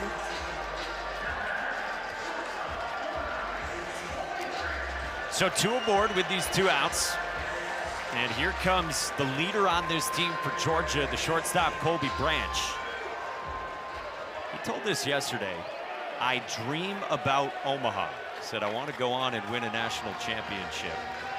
And said it hurts him so much that this Georgia program is not thought of as a blue blood. Yes. I mean, he got misty-eyed talking to us about how much it means to try to get this team there. He was very passionate when he talked to us yesterday. And remember, he was on the field a couple years ago, had a super regional right here, NC State and Georgia, and went to a game 3 in the supers, and NC State won it, and Georgia was right there, had an opportunity to win it.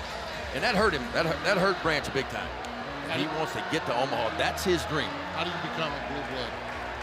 You become a blue blood by getting there enough times. But this is the history we're looking at of Southeastern Conference baseball. It was Mississippi State and Will Clark and Palomero and Thigpen and Brantley and Ron Polk back in the mid-'80s that put the SEC on the map. But it was Georgia that won the first ever national championship in 1990 for the Southeastern Conference. And the Southeastern Conference has dominated since 1990. After the offensive timeout, it's ball 1 with soft stuff from Jack Bauer to Colby Branch. He's got to let that number 1 ride. Keep it down in the zone. Hitting it hard enough instead of trying to get the swing and miss. Let your defense play. He's got good sink. He can get the ground ball, but he has to be able to keep that contact pitch down in the zone. against a veteran hitter in Branch, who's had more than 1,000 plate appearances in his career. 53 home runs. This year's been the best season of his career with a career-high 17. Laces one into left. Branch into the corner, a fair ball. Arcamone to the plate, and Colby Branch delivers, and the Dogs have the lead. And the right man delivered, and he beat the young freshman with his secondary stuff with the slider, and went back-to-back with it. Changeup staying up. Yeah, I'm not sure about the pitch selection right here, because to me, for Bauer, the changeup is his third pitch. It's his worst pitch, and he just hung this changeup right out over the heart of the plate at 85 miles an hour. And I tell you what, Colby Branch quickly turns it around, just a bullet down the left field line that pushes across 2, and the Georgia Bulldogs now up by 2. Down 7-0 in this game in the 4th. This is first pitch swinging from Ryan Black. He pops it up right side at Garrick Fry, and the inning's over. 9 runs in a row the last 2 innings, and Georgia's feeling it through 5.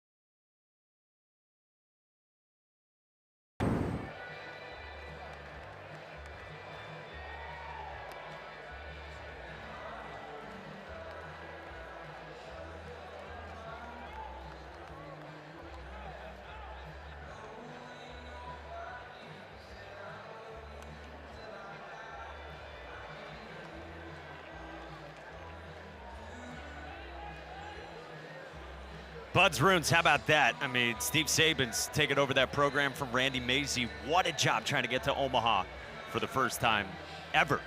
Rocking environments all over the place on day 2 of Super Regionals Game 1 here. And Joey Volchko gets through 5 and now gives way to a fellow former Stanford Cardinal in Matt Scott. Big guy, too. 6'7", 241 pounds, 7-0.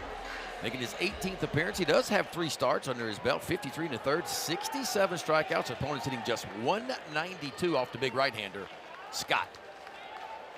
Who was massive in relief last Saturday to beat Liberty and get Georgia to the regional final. 5 innings, 1 hit, shutout ball in relief.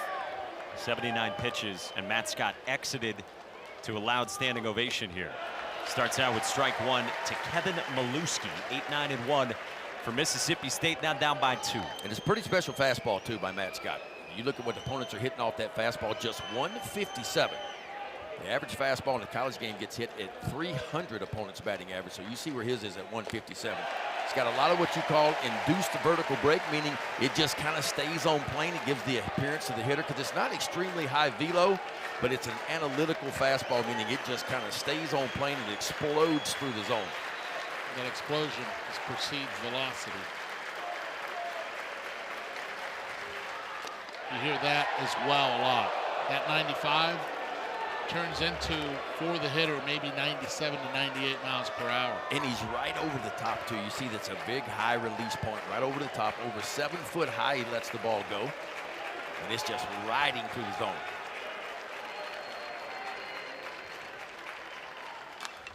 Yeah, we were talking with Will Coggin on the Georgia staff yesterday. He said it's like 7'3" in terms of the release height, where it's coming from. We always to a hitter, like what's that feel like when they're coming out of that arm slot over the top? You look at the former East Carolina guy, Trey Savage, who's now with the Toronto Blue Jays. He's got an elite over the top like that where you get a lot of chase. Maluski in the air, center field. Lujo started in, now he bolts back, and it is gone! Off the batter's eye for Kevin Maluski with his second pump of the day. Come on now, have a day, Mr. Maluski, huh? A 3-for-3 day, couple of homers, couple of RBIs, and Mississippi State answers right back. That's a 2-strike at bat right there. Maluski came in hitting just .220 on the year. A 3-for-3 day, and watch this swing right here. Breaking pitch. Little breaking ball, elevated, boy, and it was elevated just enough, and he knew it when he touched that one. He had home run number 12 on the season. How about 109? They track it at 420 feet for Kevin Maluski off the batter's eye. For a guy who gets his money's worth when he gets hits, I mean, it is a high share of home runs for the Seton Hall transfer behind the plate. And this place is quiet. 1-1 on Bryce Chance in the 9th spot. A couple singles for Chance. Bryce Chance was rolling to start this season. At the start of April, Bryce Chance had the highest batting average in the SEC. Basically halfway in, 30 games or so in. He was batting .430. Tick ahead of Trey Phelps in front of Daniel Jackson, who at that time was 3rd. I mean, Bryce Chance was doing it all. He's gotten it going, man. And you talk about lengthening your lineup, too. I mean, look what Maluski in the 8-hole and Chance has done in the 9-hole. They are combined 5 for 5 so far today.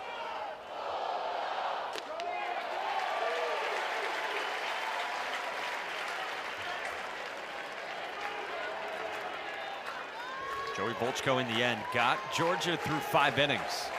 Gave up the 6th spot in the 2nd, and then just 1 run over the next 3 innings on the first Maluski home run. 1-2. Line drive right field. Ryan Black for the first out. Hey, Mariners-Orioles is Thursday, 7 o'clock Eastern time, right here on ESPN or the ESPN app. What do we got in the big leagues, boys? Well, the American League is up for grabs right now. Nobody's really running away with it. And wild card is wide open right now. National League a little bit different.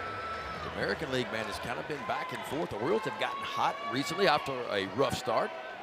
Yeah, that I-95 area over there with Baltimore as well, and the Phillies. Orioles have won 5 of 6 and 10 of their last 14. Pulled the string on them to start against Garrick Fry. That's got good fastball, a couple of different breaking balls, and that changeup you just saw. Fry a strikeout, a flyout, and another K. Both strikeouts against fastballs. Hits this one well in the air to deep right field. Black goes back at the wall, and we are tied again. Goodness. That's such an impressive swing. That's going up top shelf right there, folks, and just flattening out your swing on an elevated heater that's got some carry to it and able to get the barrel to it. Garrick Fry's 12th long ball of the year, his 47th RBI, and guess what? We are all new again. Scott giving up his 11th home run of the season. 4th to a left-handed hitter. There's no doubt about that one here in this ballpark. Watch this swing right here. That is so good at matching the plane of the baseball. Look how he flattens out his swing, and that ball's not even a strike. It's above the top of the strike zone, and somehow he gets a barrel to it. 404 feet for Garrick Fry off his bat at 105 miles an hour.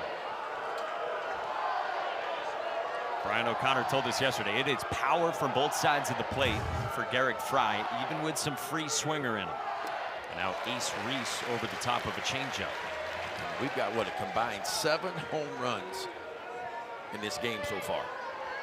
Big Ben, you've been working on your home run call. You want to break one out? My goodness. Get you a little play-by-play. I'll believe that to you.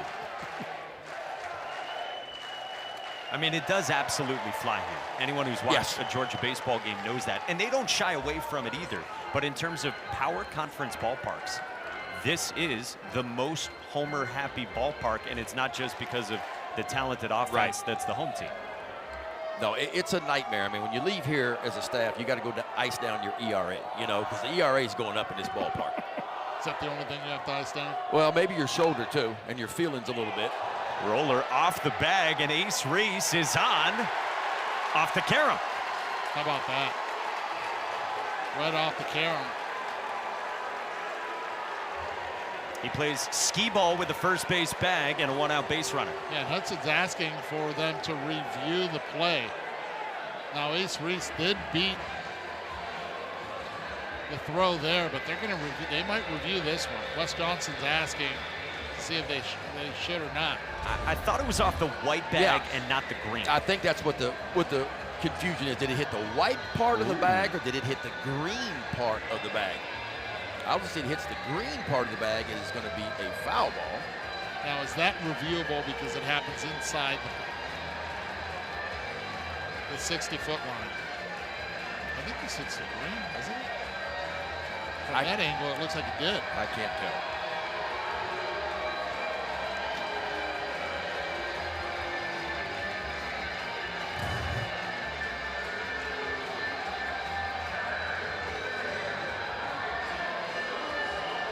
I don't believe that is reviewable. It's not. It is not a reviewable play. And that's the frustration from Wes Johnson, who's now coming out to visit with Matt Scott.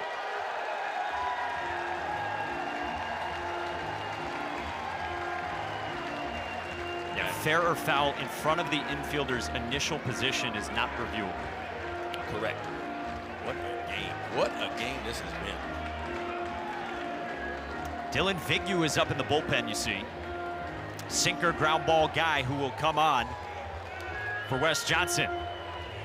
Back and forth we go. What a dandy in game one.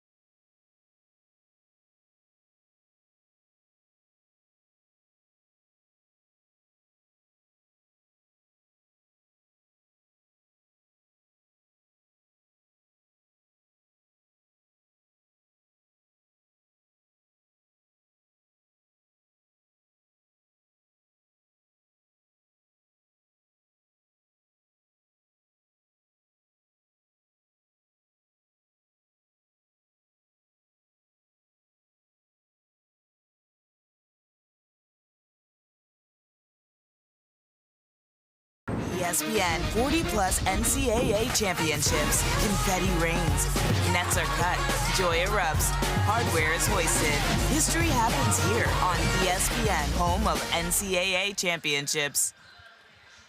Well, Georgia was down by 7 in this game. They had never overcome a 7-run deficit or more since 2013. They came back, took the lead by 2, and now Mississippi State, with a couple home runs, has pulled back even in the 6th and forced Dylan Vignew into the game, a guy who's been the Game 2 starting pitcher on weekends for Georgia, but Wes Johnson told us yesterday he was very likely going to be in the pen all weekend. Yeah, had some struggles his last few times out, making his 17th appearance. 15 of those 17 have been starts, 57 innings, 68 strikeouts, so he can strike you out. Opponents hitting .213 off the right-hander, Vignew. Fastball, slider, a little bit of a cutter, and a changeup as well. That fastball is going to be right there in that 92 to 96 range. A lot of two-seam fastballs, a lot of sinking fastballs. When Vignew is right, he's creating a lot of ground balls. Michigan transfer from Leominster, Massachusetts, who has the biggest ground ball rates on the entire pitching staff. And he hits Noah Sullivan with his first on a sinker that leaks. And so there's 2 on for Mississippi State.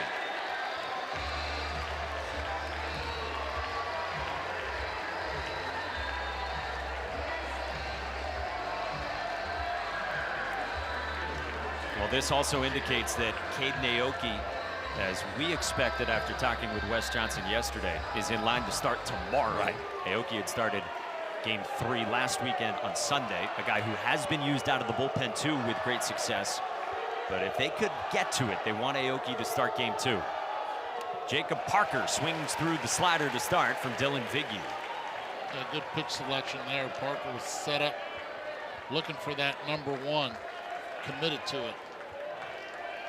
Mississippi State this year against Vignew, 2 for 17. And Jacob Parker has one of those 2 hits. That's inside at 95. It was rocky last Saturday against Liberty for Vignew. He was the starter. He didn't make it out of the second. 3 walks, couple hits, faced 8 batters. And Wes Johnson came to get him after back-to-back free passes. That's nice there, a little backdoor breaking ball. Well, Mississippi State has been so good this year in these moments, man. Talked about it earlier. They're hitting .358 coming in as a team, runners in scoring position. Second best in the entire country, only behind Georgia Tech. 1-2. Parker lays off.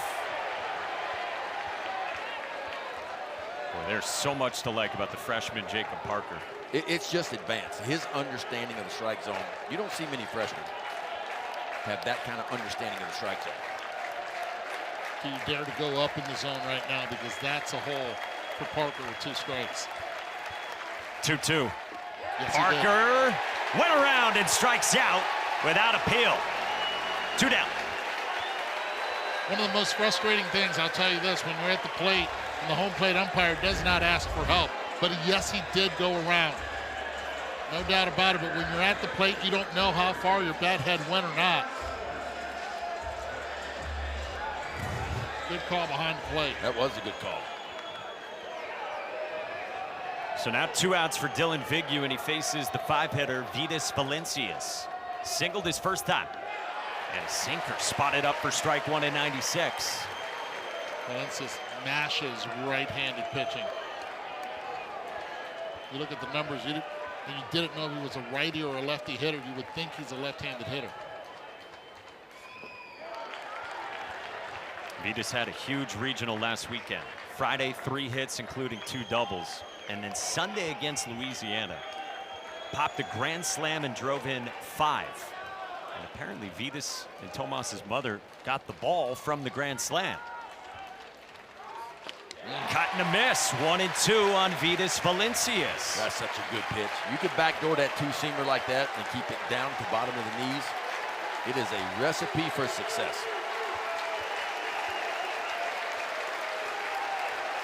Mississippi State has tied it here in the 6th inning after Georgia stormed back. 2 on, 2 out. Dylan Vignew's 1-2 in the air left field, and room for Kenny Ishikawa. And the inning is over. Dylan Vignew leaves 2, but Mississippi State has tied it as we go back and forth. Yeah, Maluski, his second long ball of the day, and then just 2 batters later, Garrick Fry gets into the long ball action. Guess what, folks? We got a ball game for you. We are all square.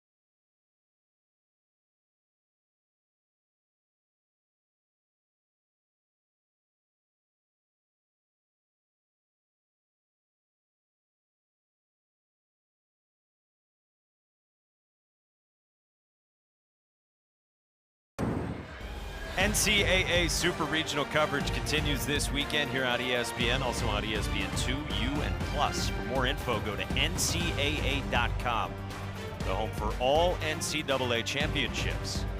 Last 3 NCAA tournaments, teams are, winless when they trail by 7 or more. Georgia trailed by 7. They stormed back. Mississippi State has tied it. We got offense aplenty, gentlemen, here as we go to the bottom of the 6th. What a crazy game. I mean, Mississippi State gets the first 7. Georgia gets the next 9 runs. And then Mississippi State answers right back with 2 of their own to tie it up. But does it surprise you with the offense of these two teams, with the ballpark, with the wind just slightly blowing out? Yes and no. I mean, our starters had been really good this year. So I expected high scoring, but I didn't think 9-9. Then what is this part of the ball game?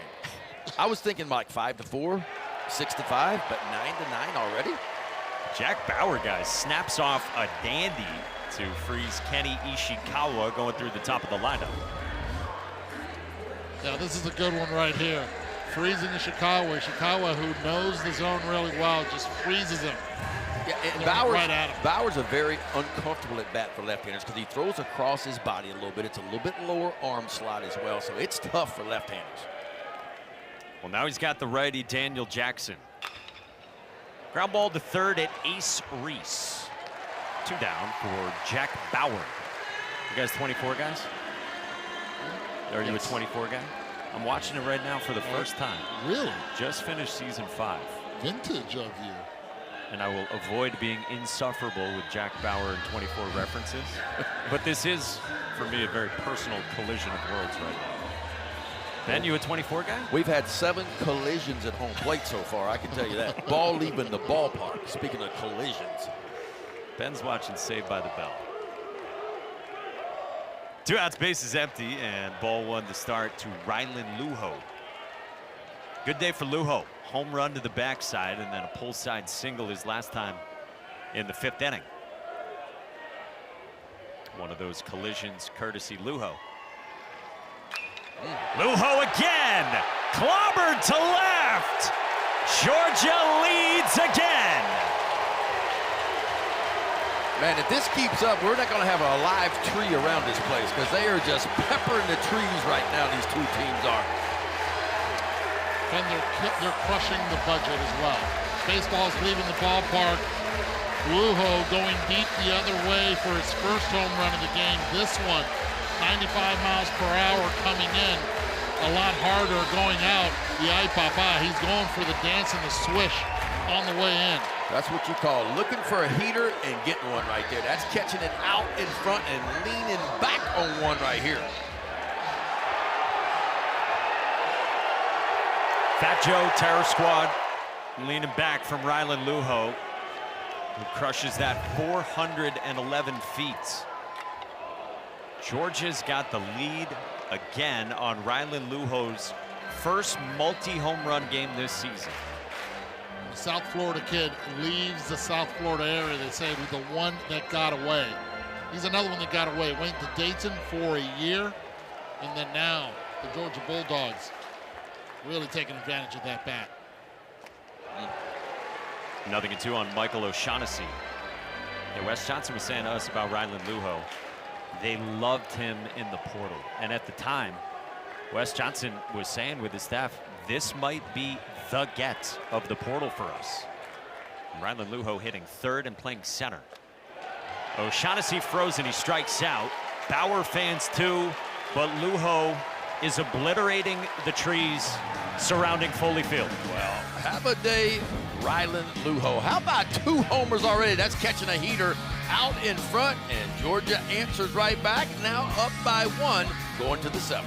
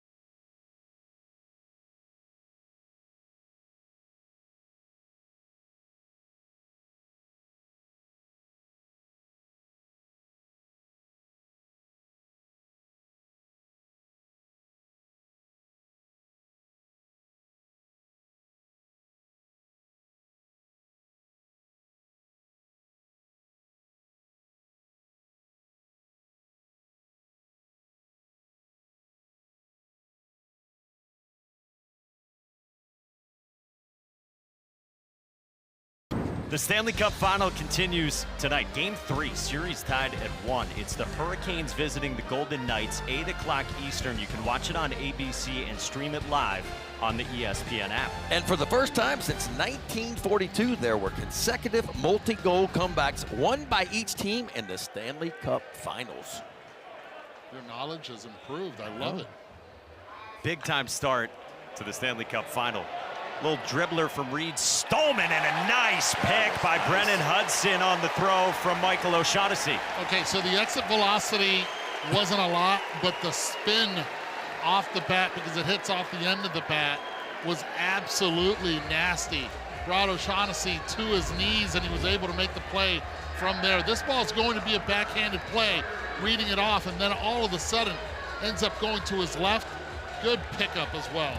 That's what you call a high spin rate ground ball right there. A lot of English on that, and what a pick it was by Brennan Hudson over at first base. The old high spin grounder. One out, base is empty, and Ryder Woodson against Dylan Vignew. Yeah, those are the tough ones as well. 7th inning in game 1, best of 3 super. Woodson 2 ground outs, 1 strikeout. Good slider.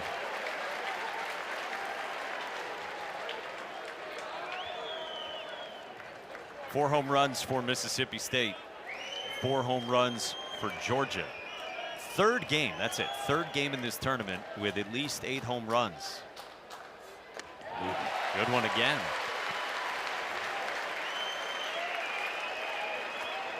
Good late break and placed perfectly on the outside edge.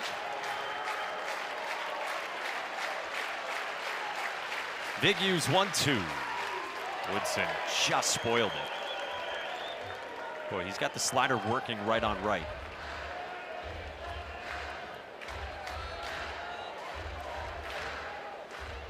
It's the pitch Wes Johnson mentioned with us yesterday. He said he was probably going to keep Vignew in the bullpen all weekend. He said the slider's been successful, and Vignew was good in Starkville against Mississippi State. Tried another. Boy, Daniel Jackson behind home plate. He tried to steal that one now. He jerked it back really quick. He's got to be careful because Woodson is sitting on the slider. The bottom half did not flinch at all as the pitch was coming in. It's been 4 in a row, 2-2. Tried a 5th, and it backed up in a full count. Well, the man on deck, Kevin Milewski, has already homered twice in this game.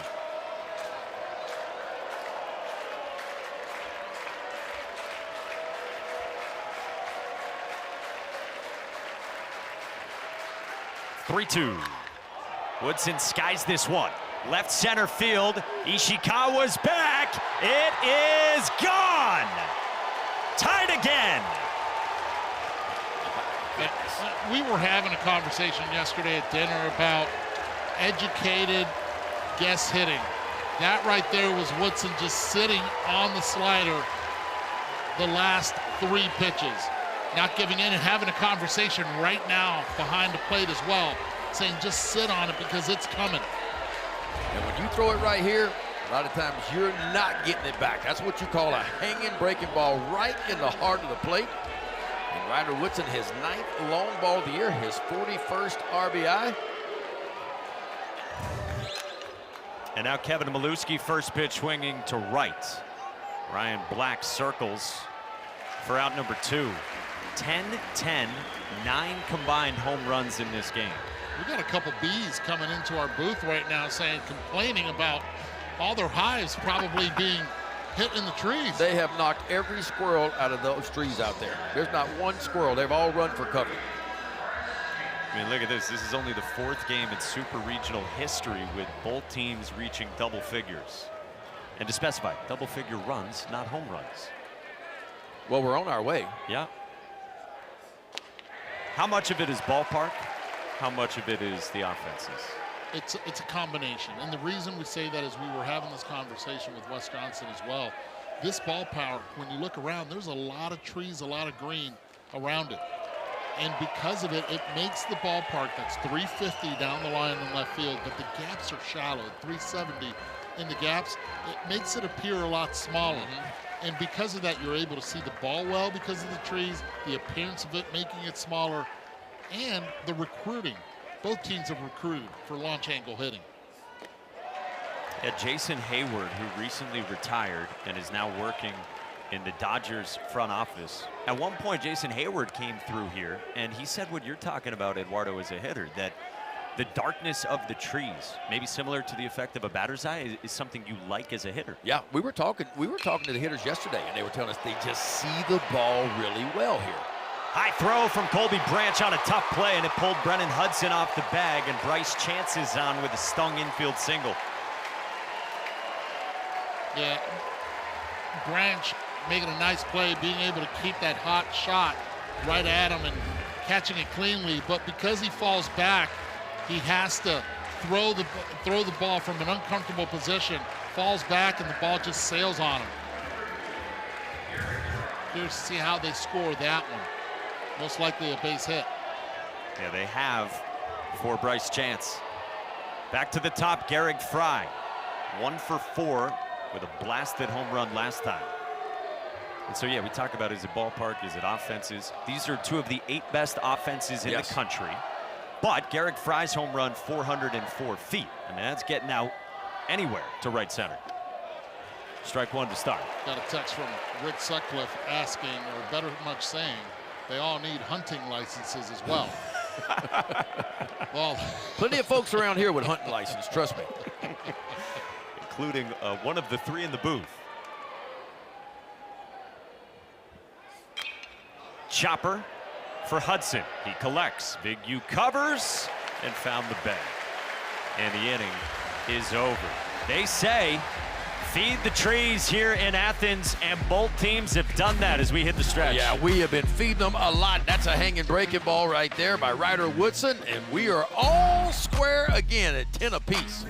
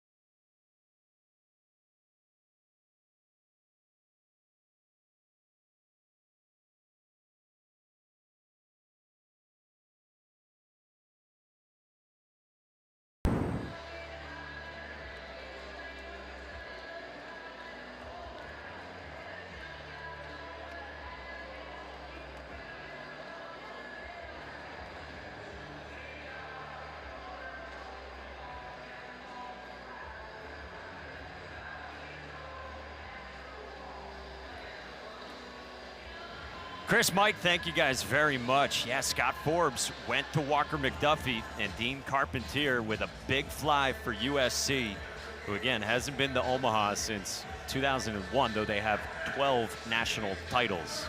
How about this? Here comes the big arm in Mississippi State's bullpen, the senior righty, Ben Davis, with those turbo sinkers. Yeah, the best they got down in that bullpen, making his 26th appearance of the year. 45 2/3, he can strike you out. 54 of those, and opponents hitting 233 off the right-hander, Davis. From Boonville, Mississippi. He gets 5, 6, and 7 for Georgia, starting with Ryan Wynn. It is heavy on that sinking fastball, high velocity. A little slider and a curveball to go with it. 30.4% strikeout rate against right-handed hitters. His swing and miss is off the chart. I mean, you look at the slider, it's about 36%. D1 average on the slider, about 31%. But boy, the curveball, 67% swing and miss. He gets the most chase of all Bulldogs pitchers. That's a good hook right there. And then Ben Davis is also the best strike thrower on their pitching staff. 2/3 of the time, he's pumping in strikes. Ryan Wynn has an infield single. 1-2. Nasty, locked up, and there's one away. Oh, in Spanish you would say lo amarró. He just got tightened up right here. You're thinking fastball, you have no way to swing the bat once you lose your legs, the bottom half right there. Rick Sutcliffe would say Uncle Charlie on the pass list today. Really? That was a good one. You don't have to pay taxes with Uncle Charlie either. He left one ticket and it was Uncle Charlie. We got Spanish and we got Cajun. We got them both covered up here. Can you give me that again in Spanish? Because I can't roll my R's. You know this from the Little League World Series. Lo amarró.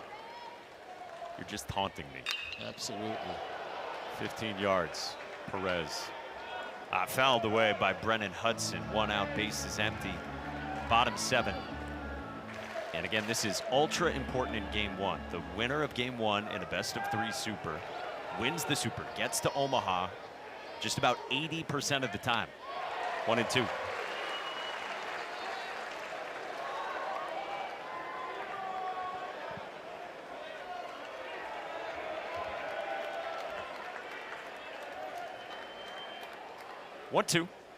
This one comes in and hits Brennan Hudson. He'll wear it. Takes the breaking ball off the foot and a 1-out base runner for Georgia. That's the best. Hey, for the 3rd straight week, Orlando and DC will square off in the UFL, but this time a trip to the United Bowl is on the line. Semifinal Sunday, 3 Eastern on ABC. So, free pass. Hudson's on, and now Jack Archimone bats. Sack fly and an infield single for the DH, the Richmond transfer. First pitch swinging, fouled away.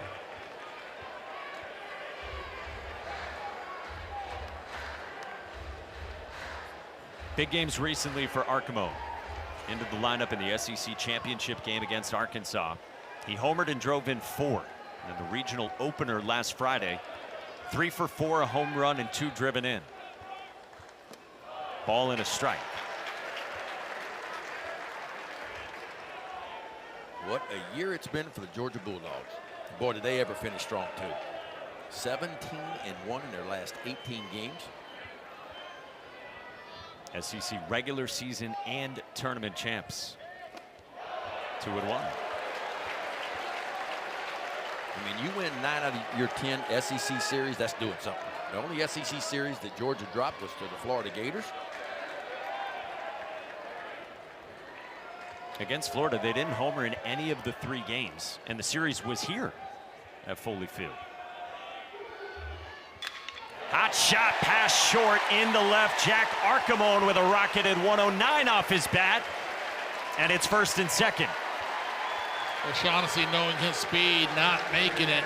But when you have a left fielder that is going the other way, going towards center field to catch that ball, it's a pretty good opportunity to be able to go 1st to 3rd. He ends up staying there. Brock Bennett, the 3rd base coach, wanting him to get to 3rd base. But when the ball is hit in left center field, you are your own coach. You don't look at the coach's box to see if you want to go or not. Ball's in front of you. Well, what Ben Davis is best is creating ground balls, and that's what he needs right here.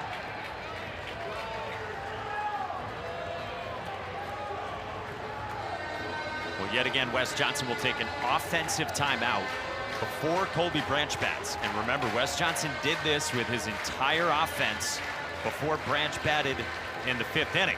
And Colby Branch delivered right after that with a 2-run double into left. As the hitters are going through the sequence and everything, it's Wes Johnson having a conversation with Coach Bennett his third base coach, but he already had one as well with O'Shaughnessy and Hudson, the base runners. Being aware most likely of the pitch into dirt, getting a good secondary.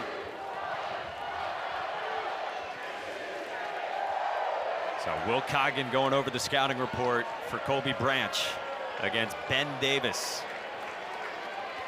Ben Davis is thinking one thing right now. How can I create a ground ball? First pitch is down and away, ball one. In this matchup of a couple of seniors who came back for their senior season, stuck around, pro ball waiting for them, and trying to lead their teams to Omaha. 2 on, 1 out in the 7th, the 1-0. Branch fouls it off himself. That was the pitch right there to induce that ground ball. He's going to stick with that sinker too.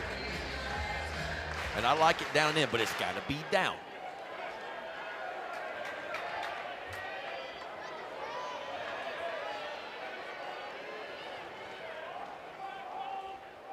The 1-1. Branch cuts through the fastball up. Got away with one. Pitch stayed up.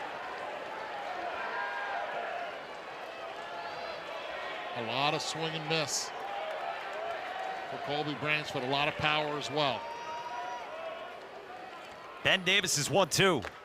Branch tried to hold up and he went around, and there's 2 away. That's big time right there. You always think ground ball in these situations, but once you get to 2 strikes, then you're thinking strikeout. And that is well done right there. He's got to be careful now with Ryan Black, who will be first pitch hunting. Ryan Black in his 2nd year with Georgia after 2 years at UT Arlington. Best offensive year of his career, and he's very good bat to ball to put something in play. Lays off the first one down from Ben Davis. Smart player, smart student.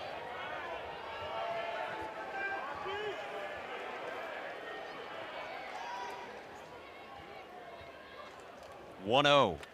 In on the hands from Davis, who earlier this year got Black to roll into a double play, and the only time they squared off.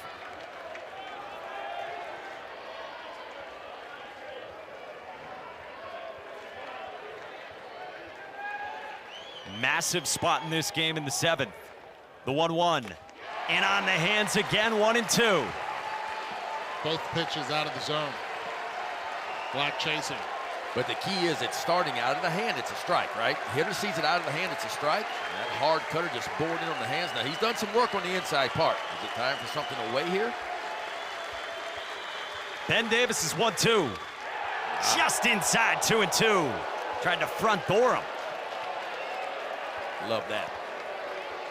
Just because of the sequencing, right? 2 hard cutters on the inside part, and you want that 2-seamer back door. Go back to the cutter in. Cutter in, or 2-seamer down and away. 2-2. On the ground, right side, Stallman gloves to the bag himself, and Ben Davis puts out the fire. He leaves 2. We are tied at 10 to the 8th inning in game 1.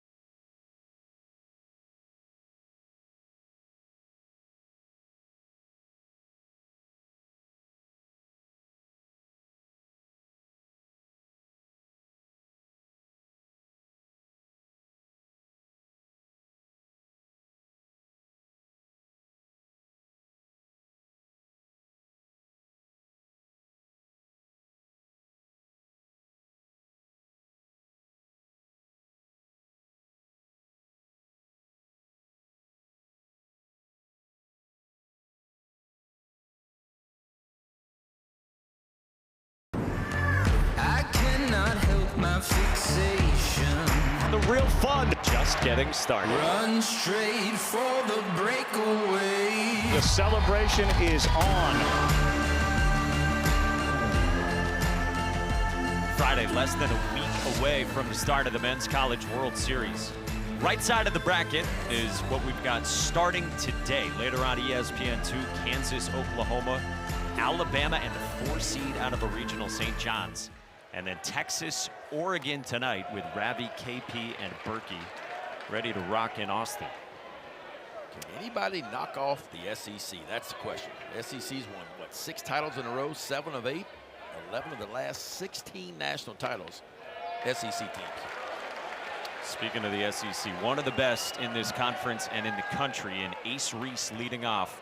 You just saw the company he keeps, 20 home runs, 20 doubles, one of 3 in the country with Landon Hairston and Caden Sorrell.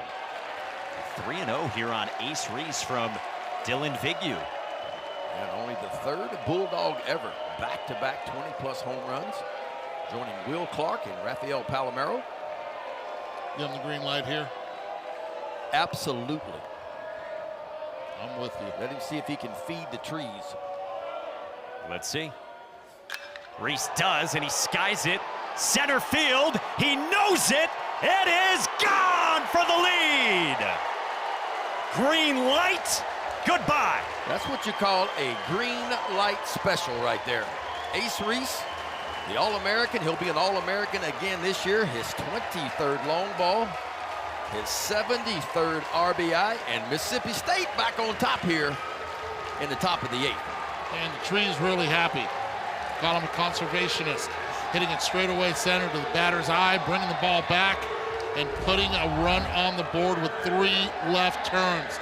Fastball, trying to get the count to 3-1. He knew it. They all knew it. Everybody knew it. Big time from Ace Reese. He's up to 23 home runs, matching what Brent Rooker had in the Triple Crown season in 2017. Only Bulldogs who have gotten to 23 since Thunder and Lightning.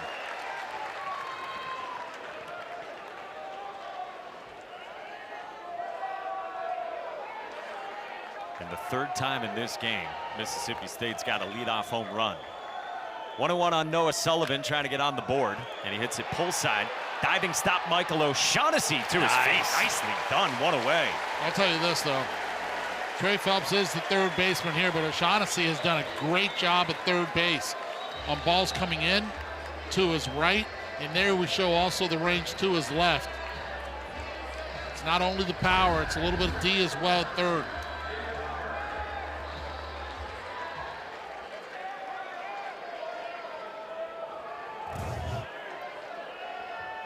So 1 out after that from O'Shaughnessy, and now Jacob Parker. Outside to start with the slider from Vignew.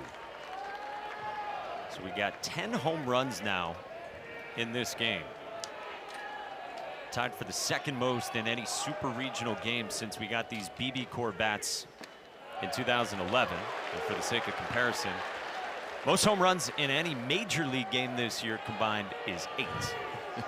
Well, these are not the BB Core bats we started with. I can promise something's going on with the equipment. I don't know if it's the balls or the bats or a combination of the 2, but the balls are flying across college baseball. 3-0, Vignew well behind again. How about Jacob Parker? This is, if I'm not mistaken, the 3rd time he's already got into 3 balls in a count. Not chasing. Staying within himself as a freshman, first time going through the regionals. Really quality at-bats. Not swinging there on 3-0 against Vignew.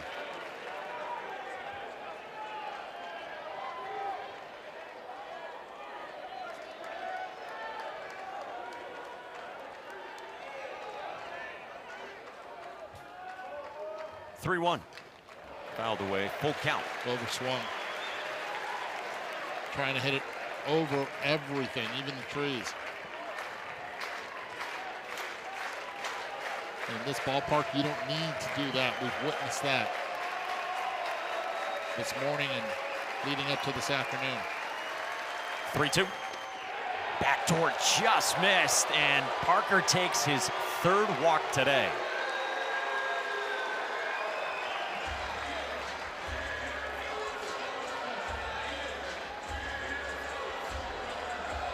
So it's a one-out base runner, and Daniel Jackson ambles out to talk things over. And with the action in the bullpen for Georgia, Grant Edwards is up.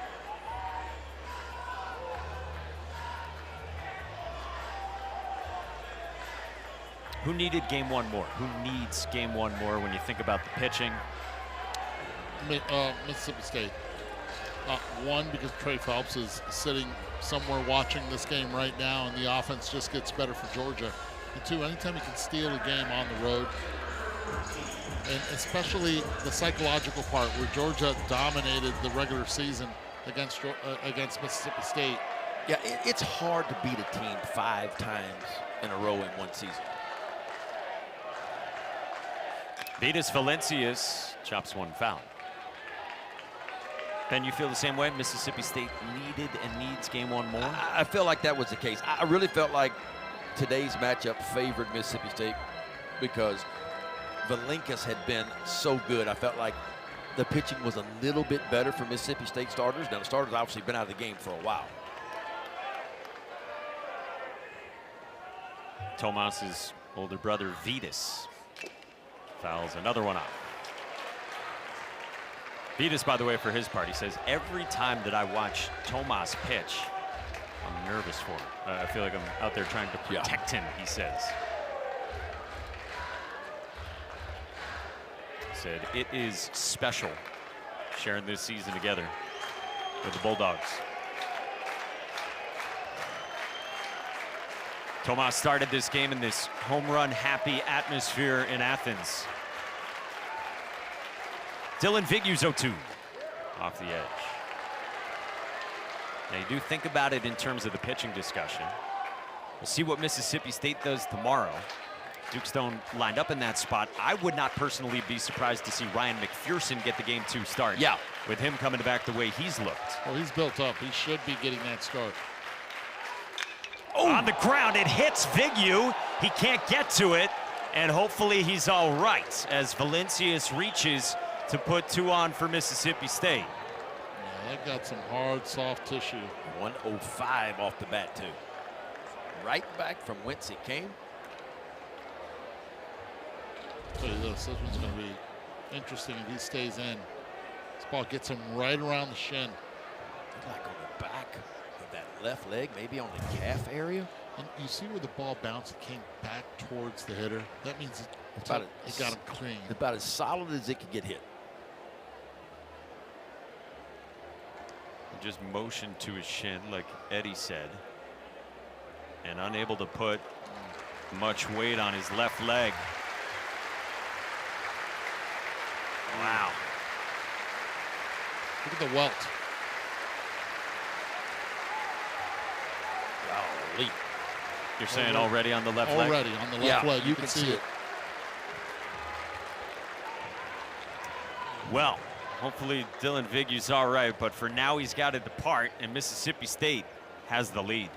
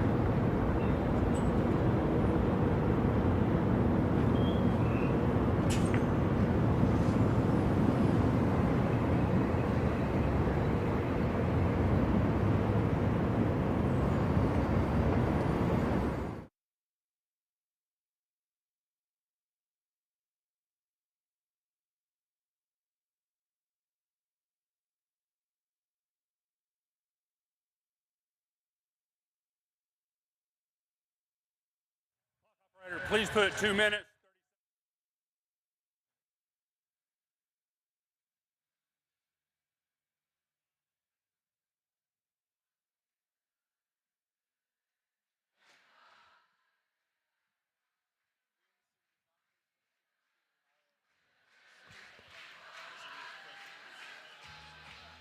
Chris, Mike, all right, and then we will get you to Chapel Hill once we're done here. We're in the 8th inning right now, and Mississippi State is up a run on Georgia. And we've had home runs all over the place today. It started early in the top of the second. The very first one from Reed Stallman, part of 10 combined big flies in this game, 4 for Georgia and 6 for Mississippi State. I mean, it's just been a laser show, and we had a feeling that we might see this. I mean, Mississippi State came in with the 8th most home runs in baseball. Of course, Georgia leading all of baseball in home runs, and 10 long balls on the day between these two teams. The most recent from Ace Reese, leading off in this 8th inning to give Mississippi State the lead. And then Dylan Vigue just got drilled with a sharp comebacker off the left leg. And so, Georgia's got to go to the bullpen for the redshirt junior left-hander Caleb Jamison, the Baylor transfer who enters. And he's only thrown 17 1/3 so far this year, but he can strike you out. 25 strikeouts and typically outstanding control. Look at the strikeout to walk ratio. 25 strikeouts, only 3 walks. Yeah, but in those 17 1/3, he's given up 4 home runs already, and we already shown a lot of the home runs right before he came up on the bump. Well, when you think about this big picture for Wes Johnson, you started your number 1, Joey Volchko, in this game. You were thinking about Caden Aoki, and now you definitely are to get a Game 2 start tomorrow. Dylan Vigue, who's normally a weekend starter for you, out of the bullpen and now out of this game after getting smoked with the comebacker. You're trailing in Game 1, and you got pitching question marks if you go the distance the rest of the weekend. Win today. Keep it close. Win today. You have 6 outs that your offense can score and score in bunches, as we've already seen this afternoon. Joey Volchko went the first 5, and then Matt Scott took over in the 6th. He struggled, gave way to Dylan Vigue later in that 6th inning, and Vigue had worked here into the 8th. And now Jamison comes on, a guy who's been up to 97 miles an hour with his heater this year. Yeah, big arm from the left side, a couple of different breaking balls, a changeup as well, and you mentioned it, a lot of swing and miss. His fastball is missed about 25% of the time. D1 average miss on the fastball about 18% to kind of give you an idea. But this is a big moment in the ball game. Obviously, Georgia just 1 run down right now, plenty of time to come back, but a base hit right here changes things. Jamison opts for the left on left here against Stallman. What percentage of pitch communication device issues happen on the first pitch that a pitcher throws? Is it 95%? It feels like it. Feels like we always have trouble charging the batteries or something. Got to swap it out. And we say pitch communication device because we don't know exactly what company every team is using. We don't want to anger our great technological innovators in this great sport around the world. Hopefully we're charged up for one of the great mustaches in college baseball.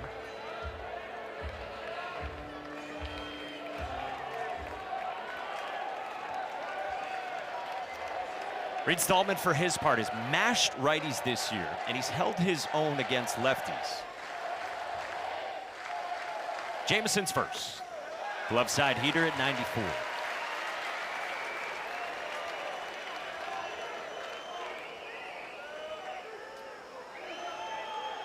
Jamison with struggles against lefties this year. He's actually been better against righties. 2 on, 1 out, 8th inning. Working away with the fastball. 2 well-located pitches coming in from the bullpen.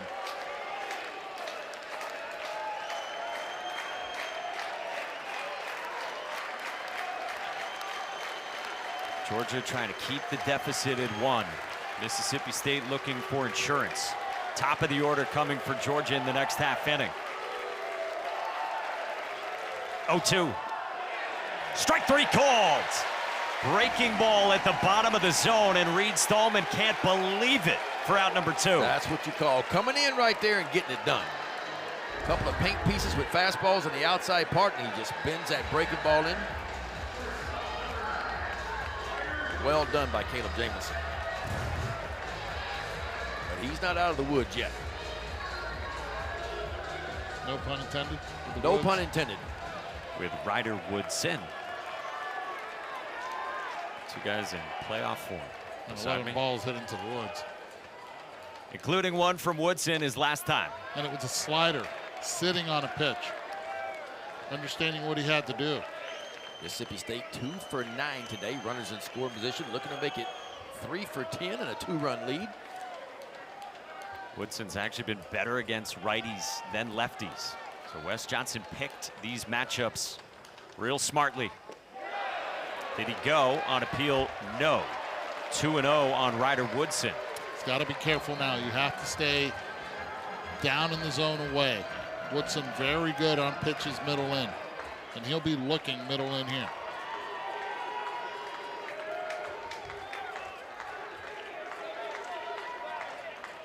Two on, two out, 1 run, 8th inning. 2-0. Woodson chops it foul. Not giving in, huh? No, off-speed pitch right there. 84 miles per hour.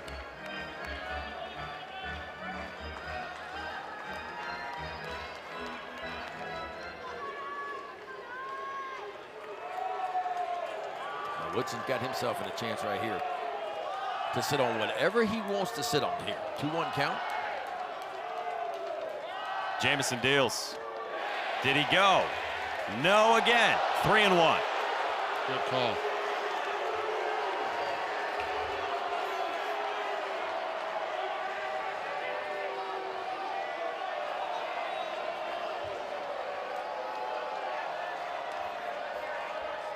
Ryder Woodson in the catbird seat, 3-1.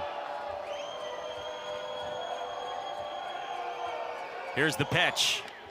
Inside, and it's ball 4, and the bases are loaded for Mississippi State. Excellent at-bat by Woodson. Now you got to face Maluski, a young man who came in hitting 220 on the year, and all he has done today, a 3 for 4 day, a couple of long ones. And Wes Johnson strolls out.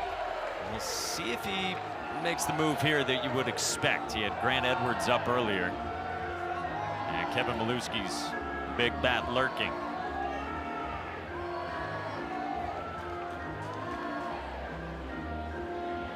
And the call to the bullpen from Wes Johnson. 11-10. Mississippi State leads Georgia. Top of the 8th inning, and State threatening more.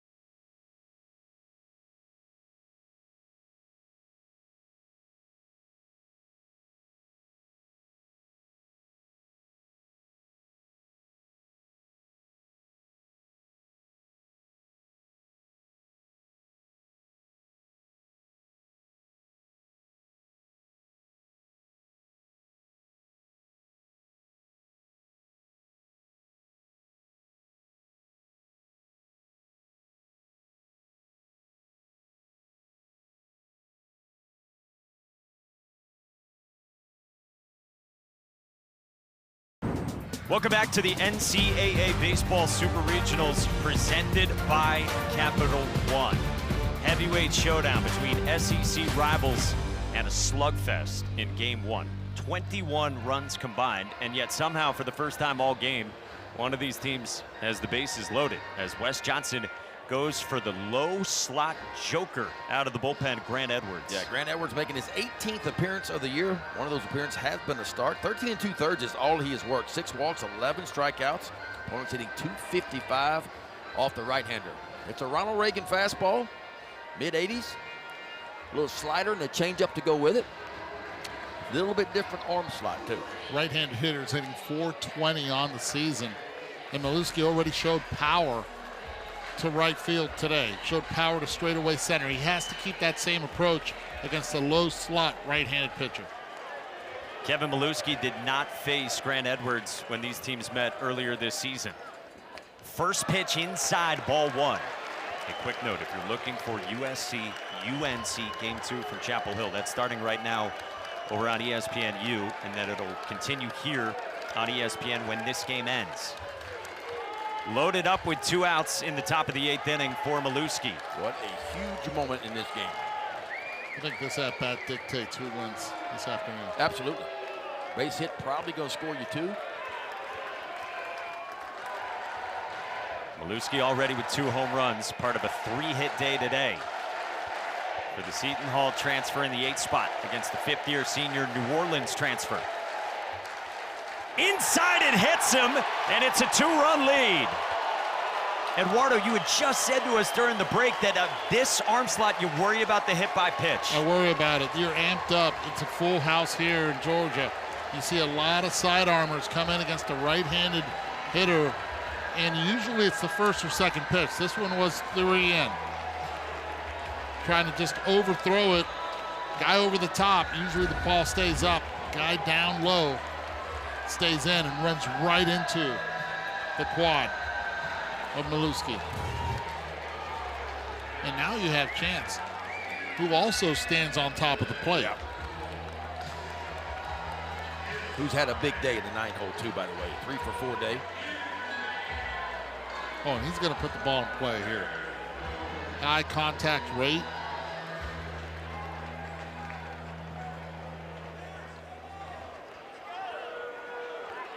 Boy, Georgia searching for pitching answers in game 1 of this Super. They've got Paul Farley up for the 2nd time today. A guy who could be a candidate, depending on how this goes, to start or open up a potential game 3. Georgia is sorting through this. Loaded up still with 2 outs for Bryce Chance. 3 hits in the game. And ball 1 outside from Grant Edwards. Boy, Edwards does not look comfortable right now. And no one in this ballpark stands as close to the plate as Bryce Chance. Right on it. The 5th-year senior former walk-on who dreamt of wearing the maroon and white. Chance takes a heater for a strike. Nice state contingent here in Athens, as you would expect, and they are vocal as Mississippi State threatens to add more.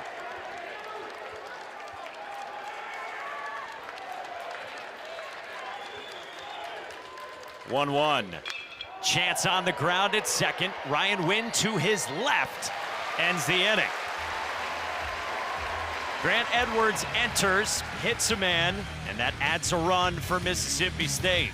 And this whole 8th inning started with Ace Reese breaking the tie. Yeah, how about a 3-0 green light special? And he buried it straight away center field. His 23rd long ball. Mississippi State up 12-10 as we go to the bottom of the 8th inning.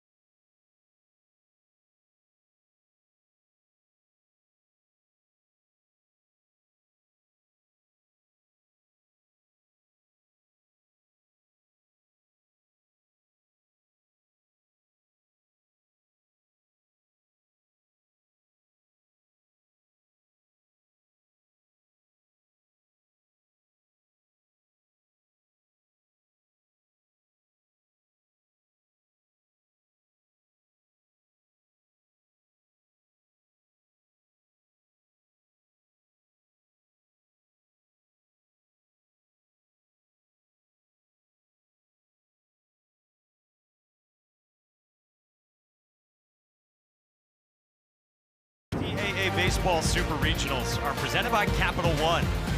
What's in your wallet? What a game this has been in game one of this Super Regional best of three between a couple teams that met 4 times before this round. And Georgia beat Mississippi State all 4 times. But State's got the lead by 2 as we go to the bottom of the 8th inning. And Kenny Ishikawa gets hit by Ben Davis to start out this home half of the 8th. The last thing Ben Davis wanted to do there. We always talk about getting the first batter of every inning. If you can get the first batter out of every inning, the chance of the team scoring goes way down from there. And behind him, Daniel Jackson comes up representing the tying run, the Golden Spikes Award candidate who went deep to start the 4th. And he started it all, the scoring for Georgia. Opened it up, put that first run on the board, and they're looking for him right now to get his 31st home run of the season with this at-bat. Sensational talent who's had it all come together this year. First pitch down low, ball 1 from Ben Davis.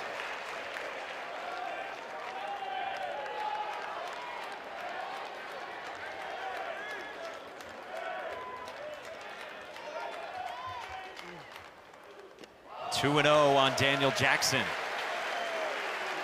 Boy, this is danger zone here.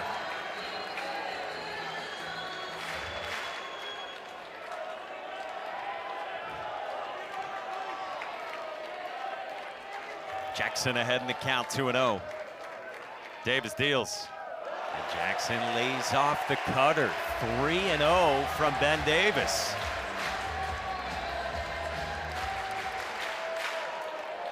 And the guy on deck, Rylan Lujo, has homered twice in this game. 3-0. Jackson takes a strike on the sinker. Everything's come together this year for Daniel Jackson mentally, too. Coaches were telling us, guy who last year was so hard on himself. They said this year he's more best friend than worst enemy. He's been everyone's friend here in Athens this year. SEC Player of the Year, chasing the Golden Spikes Award, chasing the SEC Triple Crown, and chasing Omaha for this squad. This could be loud right here on this pitch. Singled off Davis 2 months ago. That's a strike, backdoor sinker. That's getting right back in the count right there with a quality pitch. Now, is it going to be fastball or is it going to be the breaking ball, the 3-2 count? Got to throw a strike here.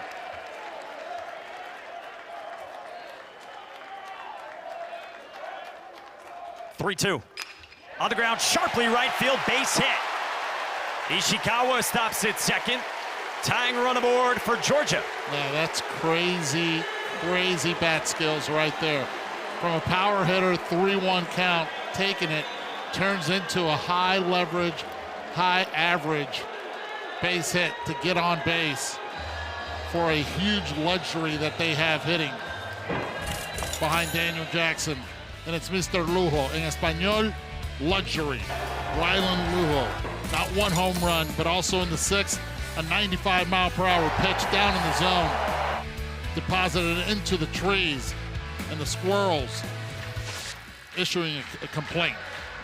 There's no squirrels left, I promise you. They gone. And Rylan Lujo has been out of here twice with those big flies you saw. He follows Jackson, who just stroked out at 110 off his bat. Against the guy for Mississippi State you want on the mound in this moment in Ben Davis. Yeah, I mean, he's the best Mississippi State has in that bullpen.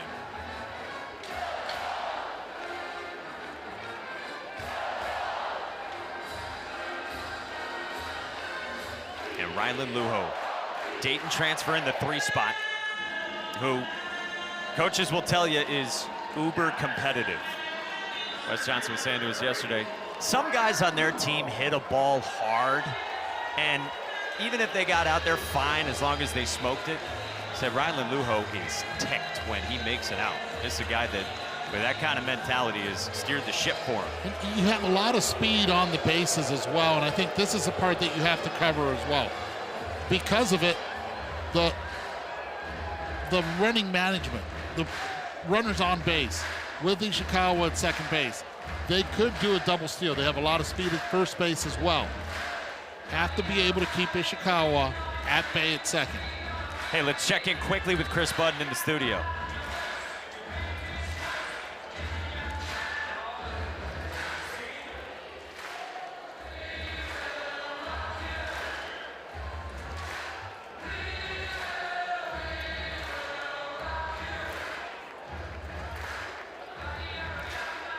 Okay, Chris, thanks very much. Massive spot here after the visit from Justin Parker. Ben Davis readying to go against Rylan Lujo.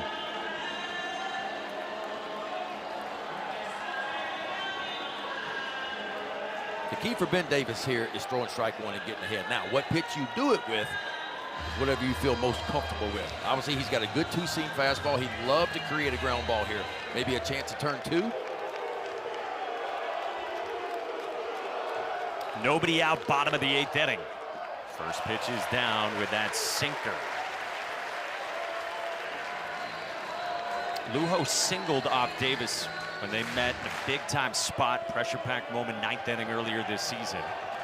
He got a sinker and found the knock.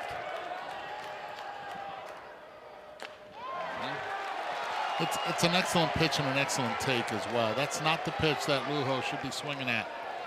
Takes a step back, gets a breather, and gets right back in there. Well, we got to see what Ben Davis likes to do. He loves that two-seam fastball backdoor.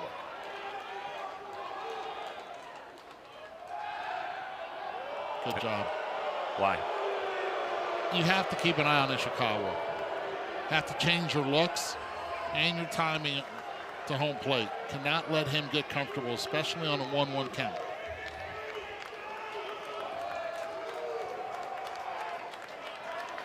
Ishikawa at second, Daniel Jackson at first. The 1-1. Lujo chops it foul, 1-2. So a two-seam fastball away for strike one, and then one kind of down and in for strike two. Now can Ben Davis finish? This is where the slider becomes a put-away pitch.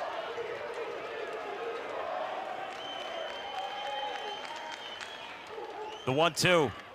Hits Lujo to get aboard. Now the question will be, did Rylan Lujo make an intentional movement to be hit by the pitch? Yes. And if he did, it's a strike and it's a strikeout. Yeah. And I want to see this in slow motion. Did Lujo make an attempt to throw his elbow out there? Hit by pitch. Mississippi State is challenging the ruling intent. The previous play is under review. This is a rule specific to college baseball. If you're a casual fan, and it feels like it comes up in massive moments in the postseason every year. So watch the left elbow. Yes. That will be strike 3 on Rylan Lujo. He made an attempt to get hit by the pitch. Again, you don't have to try to get out of the way. You just cannot make a move towards the ball. Yeah, he knows it too. Just by the body language, hasn't even gone over to first base. This is going to be huge if this is overturned. And from what I just saw, he made a move to get hit by the ball. This place is going to go crazy too, if not for a good way. Elbow's neutral right there. At the last second, he goes towards the ball. Again, if you're a casual fan, you might be kind of processing this, but in the college game, this is about as clear as it gets, and that will be a strikeout. And instead of bases loaded, nobody out, it'll be 1 down, first and second. Well, he's trying to convince himself that he did it. I mean, it's got to be a helpless feeling. It's coming at you, and you think of team and culture and the competitiveness we talked about and just trying to get aboard. But this is also a cause of all the pads being put on the players, right? Yep. Protective pads. And we saw Georgia yesterday taking batting practice. They would keep some foam balls in the bag, and they were throwing BP, and every now and then coach would grab the foam ball and hit you and throw it inside to make you take the ball, not with a hard ball, but with a foam ball, but just get you used to kind of turning and absorbing the blow a little bit. But for me, he made a move to the ball. A little surprised it has taken this long. Again, the letter of the law, if the batter is judged to intentionally make a movement to be hit by a pitch, it's a strike. Here we go.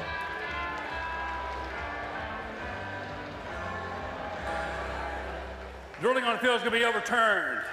Your batter was intentionally hit by a pitch. That's a 3rd strike. He is out. And now Wes Johnson wants to talk about it with the umpiring crew. Although I feel pretty confident everyone in that Georgia dugout knows that that was the right call by the letter of the law. I don't disagree, and you hate to see it happen in such a huge moment, but these are the rules. These are the rules we play by. Doesn't change the fact that Ben Davis missed. It backed up on Rylan Lujo, and that it could be bases loaded. It might not have even needed to, but that's not the rule.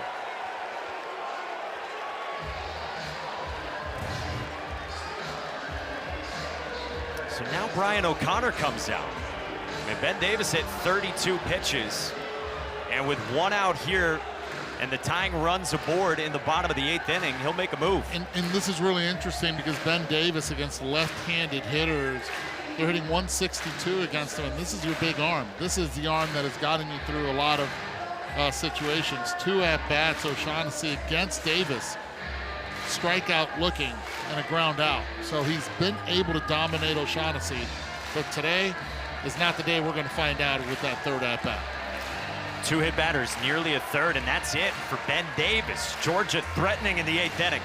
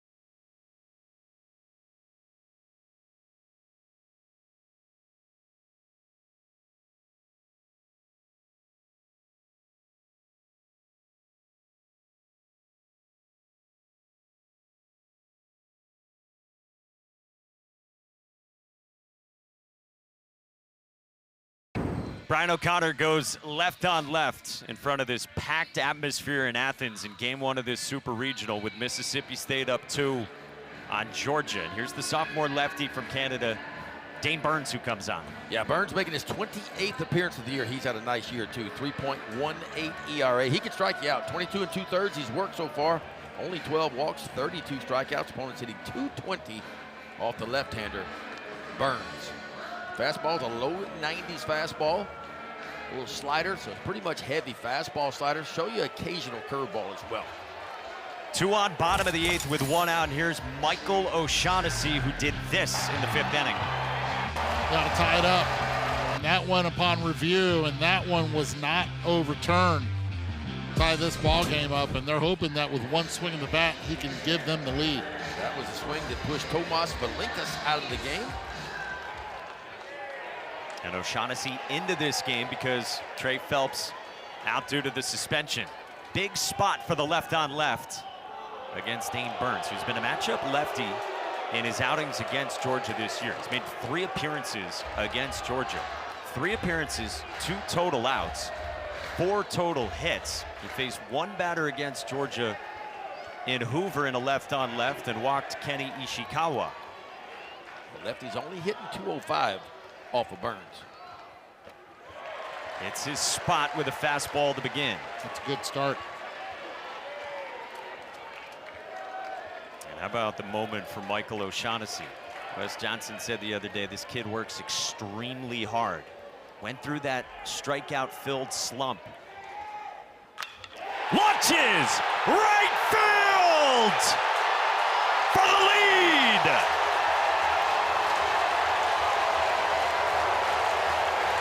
You gotta be kidding.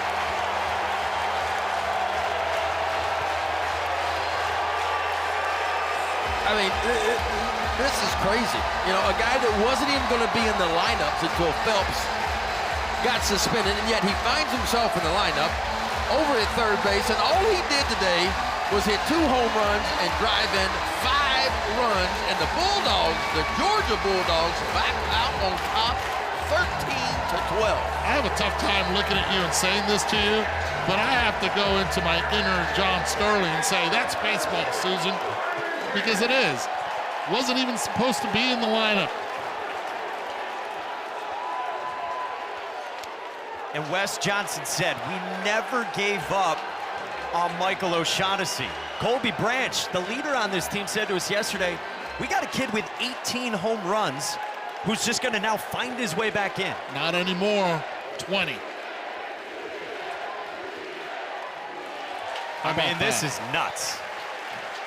1 home run, right now averaging around 9 at-bats per home run, and he knew it. Probably the biggest home run he's hit in his collegiate career. 2-1 on Ryan Wynn. Wes Johnson said to us yesterday, and you know Wes Johnson looks at the numbers as much as anyone. He said, Michael O'Shaughnessy's pretty good left on left. So they liked him still getting the start against Tomas Valinkis. They liked him here against Dane Burns. And it's the way that they recruit, right? High miss, not risk, high miss, high reward. And that's exactly what you get from a lot of the players that they get here because of this ballpark, because you have to live by the home run in order to compete in the SEC. In the air toward right, and this will drift off foul.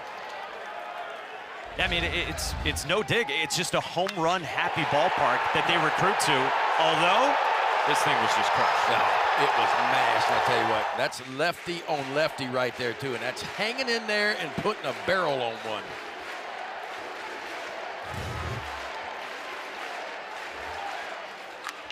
Wynn squares one up on a line into center field.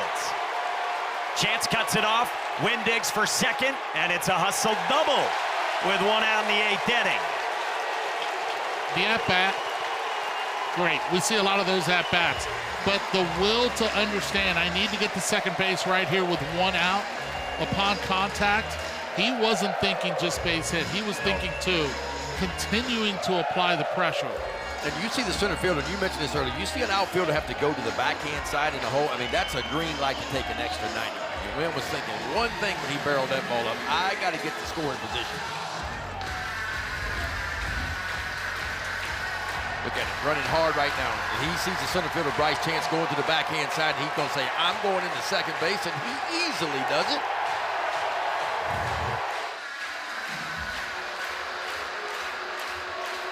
And this place is going bananas. We got tarps off, like we do at every baseball game nowadays at any level, out in right field on Kudzu Hill, where they are packed and they are loving this. This team was down 7-0. Yeah. Scored 5 in the bottom half of the 4th inning, and the environment completely changed here at Foley Field. 4 more in the 5th. And now the lead in the 8th. Brennan Hudson, the batter. Couple hits for him. Also hit by a pitch his last time when Davis came on in the 7th.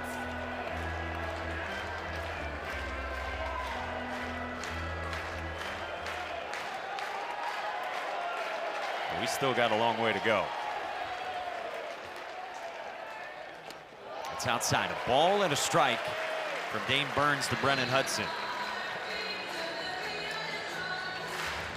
Maybe the most anticipated of the 8 super regionals. 2 teams you feel like have the rosters to win a national championship. In an absolute slugfest in game 1. Aces on the mound. Joey Volchko got the start for Georgia. Tomas Valinkis for Mississippi State. And we're a quarter of the way to 100 runs.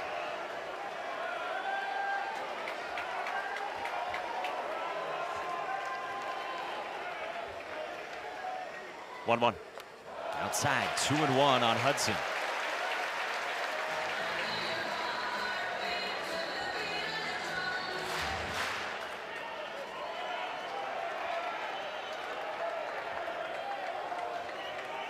Brian O'Connor on his 4th arm of the day. 2-1. Hudson swings through the slider. Good pitch on the 2-1 count. Have to keep it here. We already know what this ballpark can't hold. That's the baseballs. Limits tested and thwarted today. 2-2. That's down, full count. Yeah, you got to keep it right here. I mean, you do have, if you're Mississippi State, the top of your order coming in the top of the 9th inning.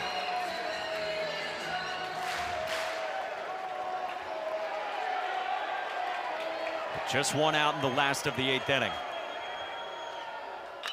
Hudson rolls it foul outside of first.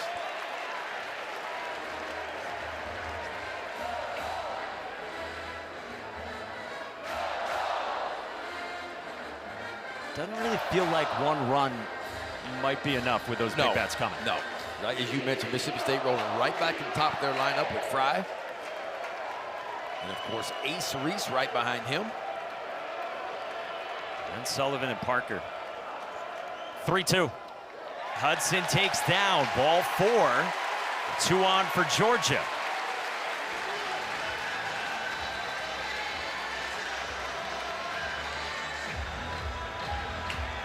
So 2 aboard with 1 out for Jack Arcamo in the 7th spot. Sac fly, infield single, rocket single backside his last time at 109 off his bat.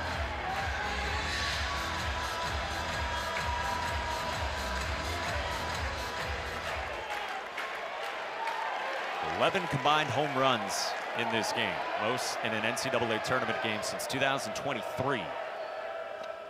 Outside the start, left on left from Dane Burns.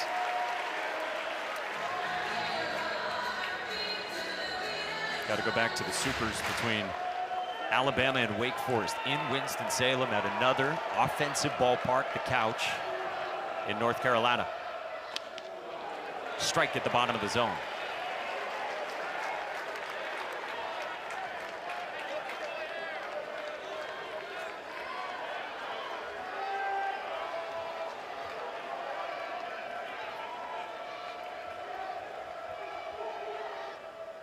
Arcamone sharply up the middle. Woodson perfectly positioned for 1, but not 2.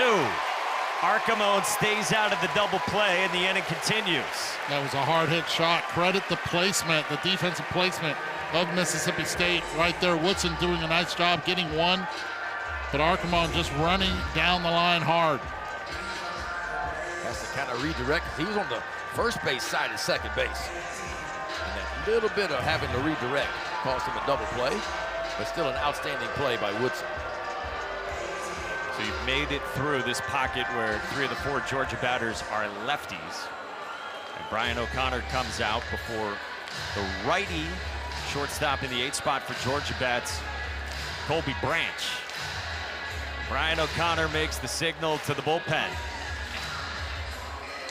To quote the great philosopher Lloyd Christmas, our pets' heads are falling off today in Athens. I'll tell you, boys, there's 216 stitches on a baseball, and O'Shaughnessy just covered every one of there to give Georgia the lead here in the 8th inning.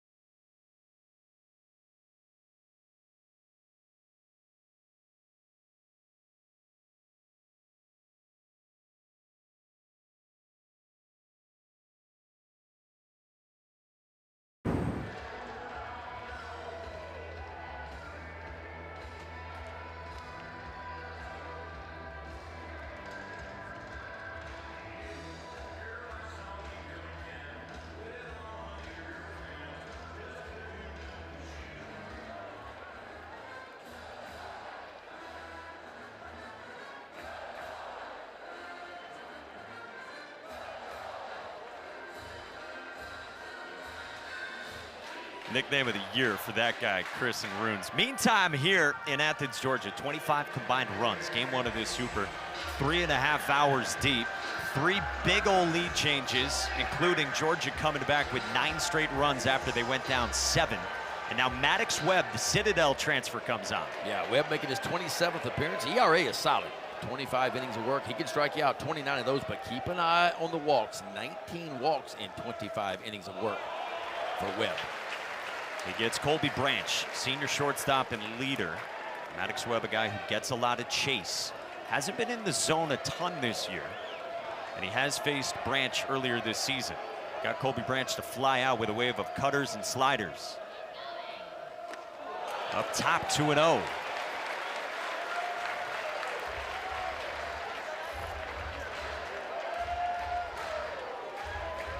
Branch, a guy who dreams of these big stages.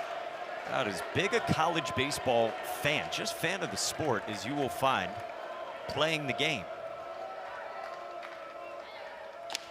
Came up to us yesterday. He knew when we had been here previously. Told us he was excited to go back after practice and just be a fan and soak in Super Regionals at the end of what has been a special career, including the last 3 years here in Athens. Yeah, and careful here. Don't think he doesn't have the green light. 3-0. He squares and takes a strike. Tell you right now, though, 3-1, he is going to look for his cookie, his pitch, and try to make this a 4-run ball game with 1 swing. Win at third, Archimone at first. Webb's 3-1. Branch tried to tee off. Heater up, makes it full. And that's the pitch, the fastball, 93 miles per hour. It plays up because of the spin. Perceived velocity makes it look around 95, 96, especially up in the zone. Runner takes off for second, and Archimone will take it. And importantly, no balk there from Maddox Webb. Maddox Webb handled that perfect. No flinch, just stepped off the back of the rubber. He'll give up an extra 90. His focus is at home plate. 2 in scoring position, though. 3-2. Branch pops it foul. We asked Colby Branch yesterday, have you ever set foot in Omaha? He said no. He's a little bit misty-eyed talking about his journey. He paused, he said, not yet.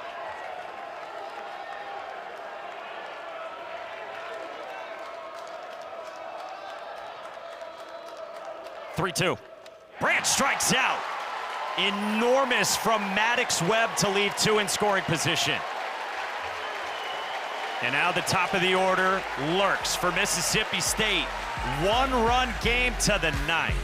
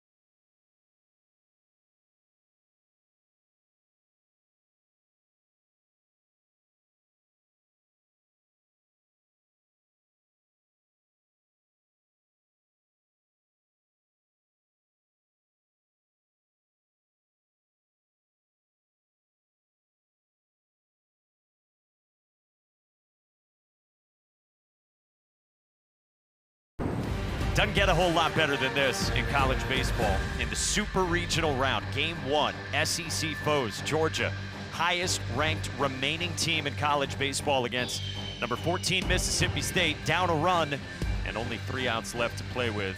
Sending up the top of the order, guys, against one of Georgia's big-time bullpen arms in Justin Bird. Yeah, Justin Bird making his 24th appearance of the year. He does have one start. Trying to pick up his 8th save of the year. 54 innings of work, 69 strikeouts, only 10 walks. That's a 7-to-1 strikeout to walk ratio. That is excellent. Opponents hitting just 203 off the right-hander, Bird. This turned into a nail biter. A lot of nail salons are going to be packed after this game. Manicures all over the place. All over the place after this one. Here in Athens. Well, here you go. Top of the order, starting with Garrick Fry. Homered pull side, 404 feet in the 6th inning. And has homered this year off of Justin Bird. 2-run shot back in the series in Starkville 2 months ago. Yeah, it's a big ride fastball from Justin Bird. On the ground at second, Ryan Wynn for the first out. Huge out. Be able to get Garrick Fray out to lead off the top half of the 9th inning, especially with one of the best hitters here in this ballpark coming up to the plate. And Ace Reese led off the 8th inning with a home run his last time. Projected first-round pick, one of the real stars in the SEC. Brian O'Connor told us yesterday, of all the players Oak has coached, he said, hands down, this is a top 3 hitter ever. Brian O'Connor has sent a lot of players to the big leagues. Reese on a line into center, and it drops down in front of Lujo, and Karam's over the top. Ace Reese is at second, representing the tying run on a ball that exploded off the turf on a hot day. And actually, it took an awkward bounce as well on it. As soon as it seems like it hit one of the seams or something out there. Because yes, it's going to bounce. This is his home ballpark. He understands that. But a lot more than the trajectory that it was coming in on. Yeah, the Georgia outfield looked like to me they were in a no-double situation, pushed way back. Obviously, if he's in a normal spot, I don't know if he catches the ball, but he probably catches it before it gets over his head. But a big chance now for Mississippi State to tie this game. That was tagged too, 111 off the bat. Now Noah Sullivan in the 3 spot. Noah Sullivan, a strikeout, has been hit by a pitch, a fly out to left, got hit by another pitch, and then grounded out to third his last time. And he has seen Justin Bird twice this year, and Bird has struck him out both times.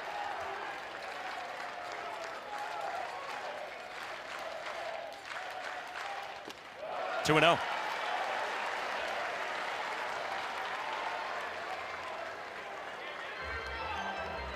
Only player today without a hit for Mississippi State.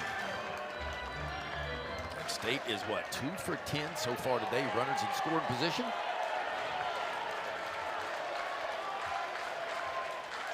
Two-0. Sullivan lays off, 3-0. No, he has the green light as well. We're looking at the one we highlighted in the open. Combination of power and discipline at the plate.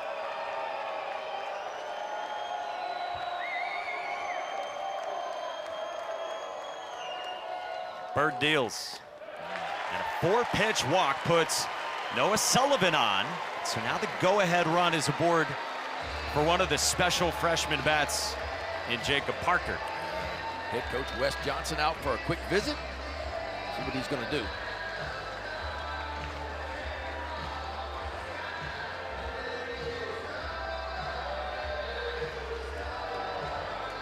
Already deep into his bullpen here in game 1 of this Super. Joey Volchko started. They used Matt Scott for 15 pitches. Dylan Vignew got knocked from this game on a comebacker off his left leg.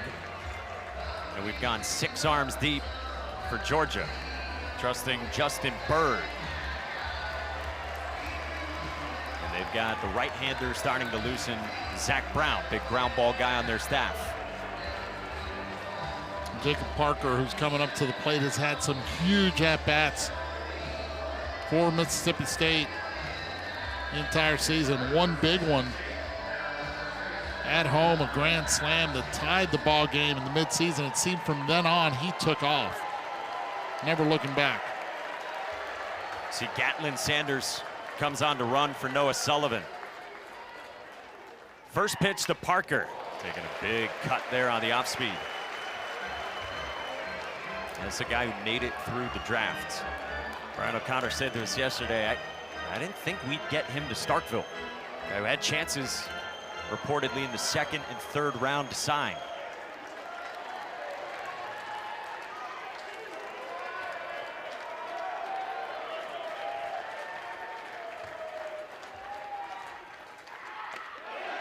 Just misses, heck of a take, 1-1.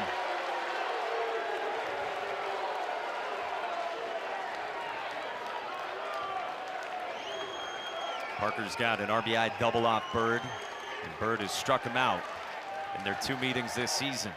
1-1. Parker cuts through the fastball.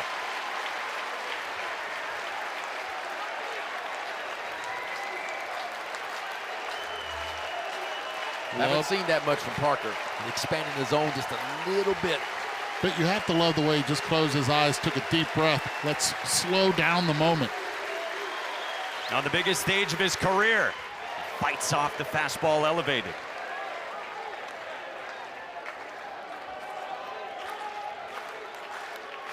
Everyone talks about the maturity of Jacob Parker. You got to trust Daniel Jackson right now behind the plate. Throw a spinner in the dirt in front of the plate. Bird's 1-2. Just down 2-2. Wow. That's the one as a pitcher you scratch your head. All right, did I fool him or is he seeing it that good? Or did he fool the umpire behind the plate? It was down. Yep, it was down. Just a tick.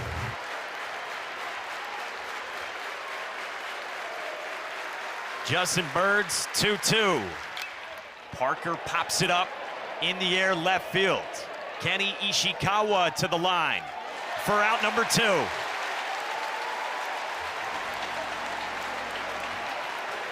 Justin Bird stuck with that fastball, stuck with the number 1, and made a really good pitch down the way. And the Georgia Bulldogs just 1 out of way from taking game 1 of this Super Regional. And the batter's Vitas Valencius, veteran 5th-year senior in the 5 spot. Reverse splits, hits righties a lot better than lefties. First pitch, up the ladder, Valencius lays off. There was a time recently where Vitas Valencius wasn't in the lineup for about 3 weeks. Brian O'Connor said to us, lately in the big moments, he's just stepped up, and so we've had him in there every day. 1-0. That is a strike, 1-1.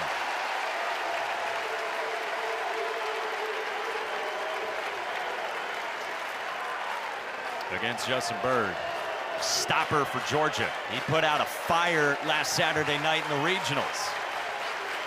2 on, 2 out. The 1-1. Up and away, 2-1.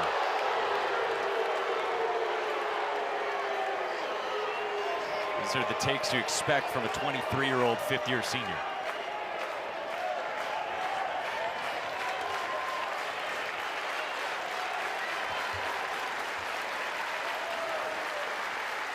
Two-one. In on the hands, tomahawk down the line in left, and it hooks foul from Valencius. Quick hands on That's the some inside bad bar. speed right there, isn't it? That's what you call sitting on a fastball and getting it. Just couldn't quite keep it fair.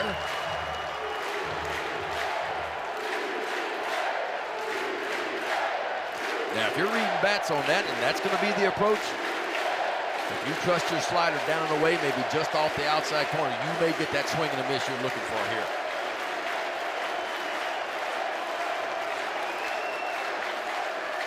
Two-two. Just bounced foul. He went with it too, down and away, and a really good job. I mean, this crowd thought Vitas Valencius swung and missed. I mean, that was a perfect pitch.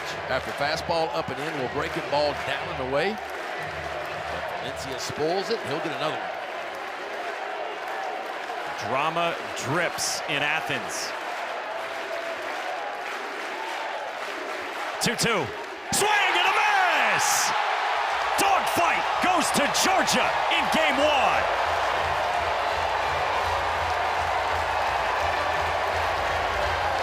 It's a huge character win for Georgia. Down 7-0. To be able to come back, lose the lead, and then come back once again. It's been a slugfest here in Athens. I mean, 25 runs combined, 31 hits, and how many home runs? 11? Many. What a game.